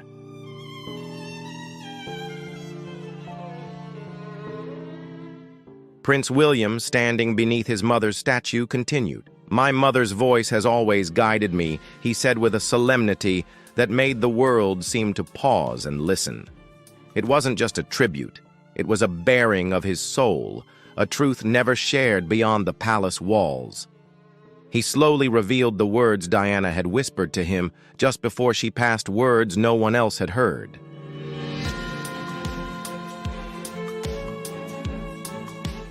William also began to understand the reasons Diana had once fought. Some issues were still evolving while others had quietly faded over time. He reached out, inquiring about everything and wondering if there was anything he could do to help. He wasn't trying to replace Diana, he simply wanted to carry a part of her forward. And that was how to keep kindness alive. Over time, William started thinking about something more lasting, a place to honor Diana in a way that felt authentic. Not a grand monument, not a cold gallery, but something soft, familiar, and personal. He imagined a space filled with fragments of Diana, not just objects, but moments. A peaceful garden or a quiet room adorned with her photographs. A space where people could sit and remember without judgment, where she could feel like herself.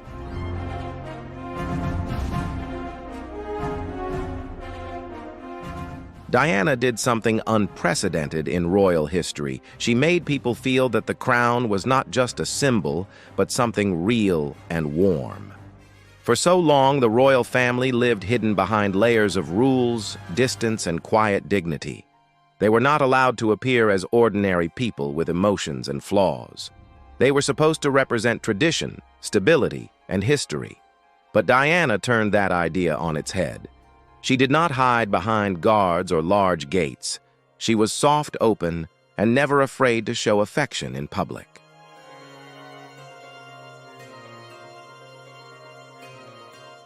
Instead of just waving from afar, she walked into the crowd smiling at strangers, touching their hands and looking them in the eye with warmth. That gentle intimacy felt new and special. She brought the royal world down to earth, closer to the common man, and people felt more connected to her than ever before. But what seemed beautiful to the public felt dangerous inside the palace. This change was not taken lightly. It shook the royal family to its core.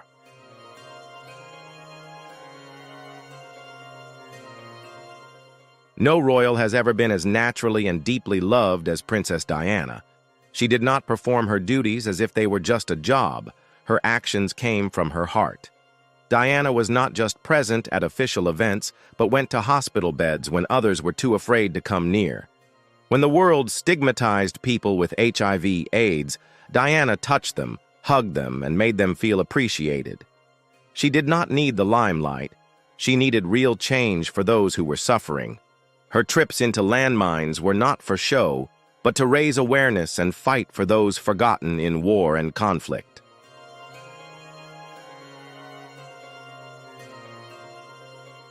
In her efforts to remain authentic, Diana gradually found herself exhausted.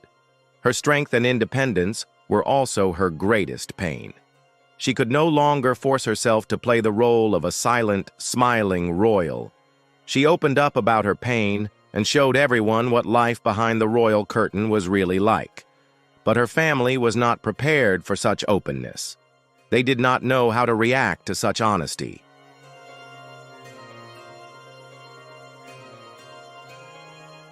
And so it leaves us all with an important question: did Diana's approach help the monarchy grow, or did it tear it apart? Read on to find out. The role Diana played.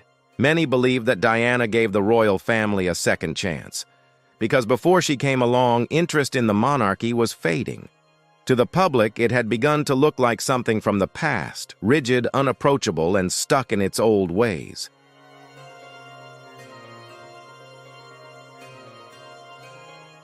But when Diana arrived, everything changed. She brought a new energy, a gentle light that drew people back to the royal family. Diana made the royal family feel important again, and whether they accepted it or not, she ushered them into a new chapter of history. Her presence didn't just draw attention, it opened up hidden corners. Some believe that Diana herself uncovered truths that the royal family had tried to keep quiet for years.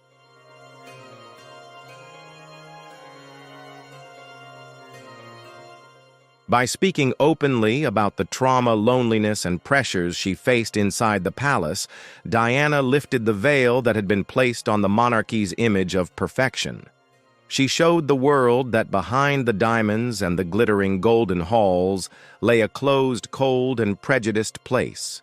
Her honest words left a deep mark on the public, a truth that long after her death, the British royal family is still struggling to heal.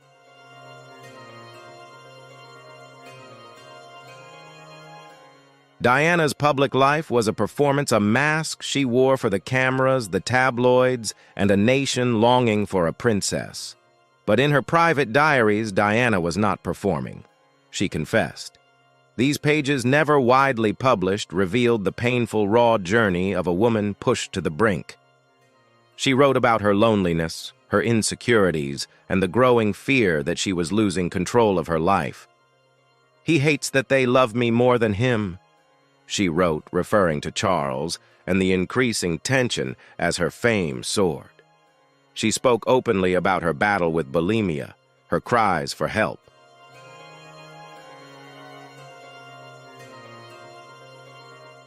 I want to pay tribute to Diana myself.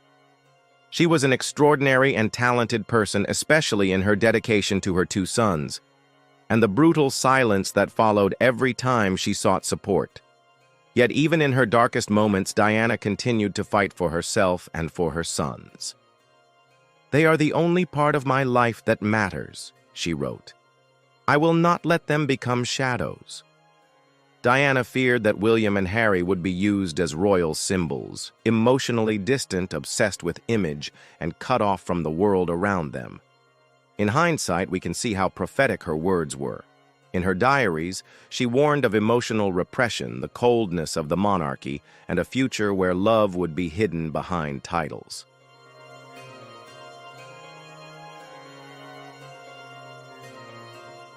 However, her honesty gave her son something that most royal family members never received: the right to be vulnerable. Her diaries, combined with her final letter, formed a resonant and clear message: protect love over legacy.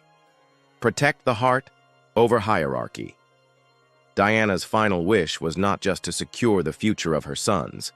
It was about ensuring they stayed true to themselves, that they didn't become prisoners of the cold traditions of the monarchy.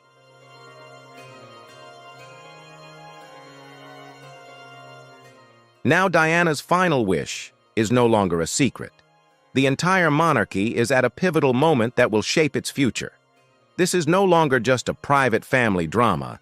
It has become a test for everything the crown represents and what it will evolve into. Will Prince William follow the path of the kings before him, or will he embrace the vision Diana laid out: a monarchy led by compassion, not ego? The weight of that decision now rests heavily on his shoulders.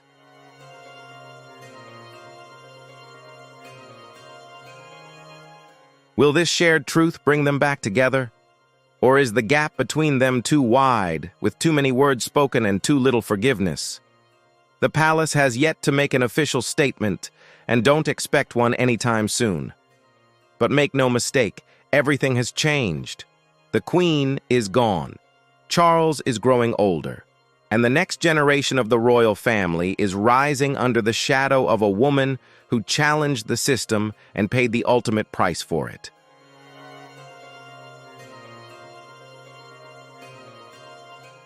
And that's all we want to share about Princess Diana's mysterious and moving letter. Her legacy lives on, continuing to shape not only the lives of her two sons, but also the future of the British royal family. The biggest question remains unanswered: will William and Harry, despite walking two different paths, be able to fully honor their mother's final wish? Or will this truth continue to be a rift between them? If this story has touched your heart, don't forget to like and leave a comment below. Let us know what you think about Diana's legacy and the future of the monarchy. And to not miss other untold royal stories, make sure to subscribe to our channel and turn on the notification bell to stay updated with our latest videos. Thank you for watching.